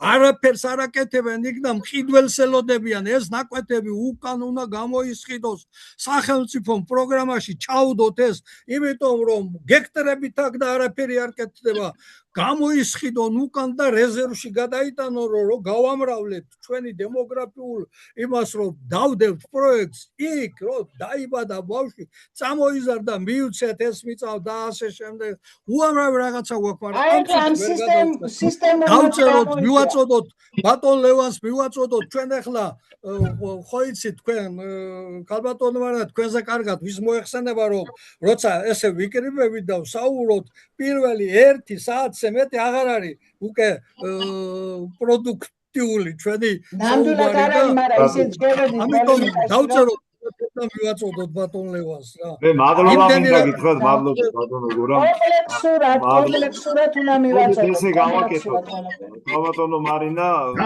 ეხლა თავარი არის არა 10 ბავშვი და 12 ბავშვი ამას უნდა დავანებოთ თავი ამით იმას თავარი არის რომ ყველა ოჯახში იყოს 3 ბავშვი ეხლა დღეს მრავალშვილიანი მოვიძახოთ ეს ადრე მრავალშვილიანი ოჯახები კი არ იყო მშობიარობა იყო მრავალი მშობიარობა და დაბადებულ ბავშვთა ნახევარი თითქმის ვერ აღწევდა 15 წელს მე ისე მაღალი მოგდაობა იყო თორე ბავშვები რაც ახლა არის დაახლოებით ოჯახში ასევე იყო ადრეც მგონიათ რომ ძალიან ბევრი ბავშვები მანა დამელოდი, კაი?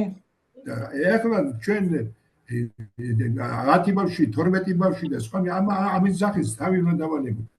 თავარი არის რომ ოჯახში იყოს შობადობა. სამი ბავშვი. ნორმა გავხადოთ ესე. თუ სამი ბავშვი ძალიან დიდია. ბატონო აზო. გეთახმებით, ბატონო, მოდი ჩვენ გეცოდინებათ, აი, როდესაც პატრიარქმა გამოაცხადა ყოველ მესამე ბავშვს ნათლავო, როგორ გაიზარდა შობადობა მაშინ. მაგრამ იმას მე აღარ მოყვა ის არ გაზრდა ბატონო, არა, არ გაზრდა, დიდად არ გაზრდა. რომ გაიზარდა ჩემს გაშენში. რაღაცა გაიზარდა, შეიძლება თქვენ მონათლურების რაოდენობა. ეკონომიკური პირობებით ვარ არის, იქ ძალიან ძნელია. ჩვენი საყვარელი პატრიარქის გარშემო ვინც არის, ისა იმათ იყოლიეს ძირითადად ბევრი ბავშვები. თუმცა თქვენ ნახევთ კი არის მონაცემები, რომ გარკვეულ წლებში მე შემცირდა ესევე. დიდი მადლობა ყველას. მოდით ჩვენ ესე შევთანხმდეთ, აქ უამრავი მიმართულება, ბატონო ლევან საკითხია. დიახ, ძალიან. მალხაზ ლომთაძე, ბატონო ლევან. ბატონი მალხაზ ლომთაძე არის თსუ-ს დოქტორი, პროფესორი და რა ვიცი, კარგი ადამიანი. დიდი მადლობა, დიდი პირველ რიგში პატიება. მოვიკითხავ თქვენ ყველას, მეგობარს, სტუმარს და ორიოდე სიტყვით მე ლაკონურად ჩამოვაყალიბებ ჩემს მიერ გატარებულ იმ 4 წელს, რომელიც მე რაჭაში ამბროლაურის მუნიციპალიტეტში და მე მინდა ძალიან დიდი მადლობა გადაგიხადოთ იმ აქტუალური თემის წამოწევისთვის, რომელიც მთლიანია მთელ საქართველოსთვის და განსაკუთრებით რაჭისთვის. ნომერ პირველი პრობლემა, ბატონებო და ქალბატონო მარინა, ჩემთვის იქ მუშაობის იყო დემოგრაფიული თემა და მე ზუსტად ამ მიმართულებით წარმართე ჩემი 4 წლიანი ციკლი და ძალიან ლაკონურად მე ძალიან ბევრი შემიძლია ვისაუბრო, მაგრამ ლაკონურად ჩამოვაყალიბე თუ რა გავაკეთე ამ 2 საათია ვსაუბრობ, ბატონო მალხაზ, 2 საათი. ვიცი და ამიტომ არ გადაგლით და კიდე სხვა ფორმატში მე ზუეთი 5-10 წუთი რომ მე ლაკონურად ამ მიმართულებით რაჭა ეს არის ეკოლოგიურად სუფთა გარემო, ეს არის ტყის ქვეყანა, ეს არის ღვინის ქვეყანა, ეს არის წყლის ქვეყანა და ეს არის ტყე. აი ეს 5 ძირითადი კომპონენტი, რომელზეც დაყრდნობით შეიძლება შვეიცარიაზე კარგი ის უბანი გავაკეთოთ ჩვენ საქართველოში. ამისათვის მე დავიწყე პირველ რიგში გზა ზისა მოწესრიგება, ყველა სოფელში წყლის გაკეთება, გაზიფიცირება 50%-ით. ქონდა ესეთი პრინციპი დემოგრაფიული პროცესი, რომ შემენელებინა და შემემცირებინა, სოფელი სადაც იყო 8 ბავშვი ვიწყებდი საბავშვო ბაღის მშენებლობას და 7 საბავშვო ბაღი გავაკეთე ამბროლაურში 4 წლის განმავლობაში. და ასე შემდეგ და ასე შემდეგ. მე ერთ ბატონს დავესესხები და განმეორდები რომ სოფელში მიგრაციული პროცესი რო შევაჩეროთ, ამისთვის აუცილებელია პირველ რიგში ის უაზრო სოციალური დახმარებების მოხსნა. არ შეიძლება მდიდარ ოჯახს, სადაც 2 ახალგაზრდა ჯანღონით სავსე და მას კონდეს სოციალური დახმარება, რის შედეგადაც მას ეკძალება სადმე მუშაობა. და ეს არის სიზარმაცის აი პირველი წყარო. ერთი საკითხი. მეორე საკითხი, მიწა რომ დაისაკუთრეს ვიღაცებმა და რაღაცეები ფორმით, მას უნდა კონდეს ვალდებულება. თუ მიწა ის არ დამუშავდება, მას უნდა მიეცეს გარკვეული ვადა იმ პერიოდში, თუ არა და მას უნდა ჩამოერთვას ეს მიწა და სახელმწიფოს უნდა დაუბრუნდეს. ასევე ქალბატონ მარინამ კარგად ჩამოაყალიბა ის დოვლათი, რომელიც სოფელში იქმნება, ეს იქნება ხილი, ვაშლი და ასე შემდეგ და ასე შემდეგ. და არ იცის მოსახლეობამ საწაიღოს, ლპება და ყრის, მცირე საწარმოები სოფლებში, რომელიც იქნება დასაქმების და გლეხის მიერ შექმნილი პროდუქციის შემდეგი გადამამუშავების და რეალიზაციის, რომელიც ხელშეუწყოს. და ასე შემდეგ. ერთ მაგალითს რაჭაში წავაწყდი ესეთ პრობლემას. ღვინო ხვანჭკარა, ეს უნიკალური ჯიშის ღვინო ყურძნისგან დამზადებული უნიკალური ღვინო. მაგრამ რა ხდება? როგორც იქნა მივაღწიე მე ჩემი დიდი მცდელობით რომ ადგილ წარმოშობის ცნება, ანუ ხვანჭკარა რომელი ღვინითაც ყურძნითაც მზადდება, იქ უნდა მოხდეს ამის ჩამოსხმა, რომ არა რაოდენობაზე უნდა ვიფიქროთ ხარისხზე. და ასე შემდეგ ძალიან ბევრი მინდა ველაპარაკო, მაგრამ აღარ გადაგღლე. მართლა ასე განათლების კერა ამბროლაურში 98-2005 წლებში გახსნილი იყო ტექნიკური უნივერსიტეტის ფილიალი, რომელმაც 500 რაჭულ ბავშვს მივაღებინეთ განათლება. ანუ პირველი 2 კურსი ადგილზე ჰქონდა ზოგადი საგნების სწავლება, შემდეგ ჩამოდიოდა თბილისში და 500-მა ბავშვმა მიიღო განათლება. ესეც სამაგრების იქ დასაქმებული პედაგოგები. და ასე შემდეგ. დიდი მადლობა კიდევ ერთხელ ჩართვისთვის, ყურადღებისთვის და მე მზადავარ რომ მივიღო ჩემი წვლილი ამ კეთილშობილი ქვეყნის საქმის მადლობა ბატონო მალხა, თქვენ დიდი გამოცდილება გაქვთ და ეს აუცილებლად გამოგვადგება. მოდით ესე ჩამოყალიბდეთ ჩვენ. ბატონო ლევან. ბატონ მალხას მინდა მივესალმო. ეხლა ვიცანი რა. მოგესალმებით. გიცანით ბატონო მალხა. კი, რაც ქვია გიცანით, რა თქმა უნდა, გიცანით. გაიხარეთ. ჩვენ მერე გვექნება უშუალო შეხვედრები. რაც ბატონო მალხას ის გავაგერე მე ზუსტად აი ამ მიწების შესახებ. ყველაც ეს მიწები და ყიდიან და პულსიდებენ გლეხები. დიდი მადლობა. ბევრი ნაწილი ბატონ ლევან, ბევრი ნაწილი ამ მიწის არა ადგილობრივმა მოსახლეობამ. ვიღაცებმა დაისაკუთრეს ხაჭაპურის წესით და იქ თუ ვალდებულება არ ჩადე, რომ დამუშავდეს, ისე არაფერი არ გამოვა. დიდი მადლობა. ესე შევთანხმდეთ, ეს მაინც პირველი შეკრება იყო ჩვენი, უამრავი წინადადება, უამრავი თემა არის, ასევე პირდაპირ გეტყვით, ყველა დაყენებული საკითხი რაც არის, მე პირადად მაქვს წარმოდგენილი, პრაქტიკაშიც გამოსწილი და ზოგი უკვე აი მიახლოებით ვიცით რა არის გასაკეთებელი.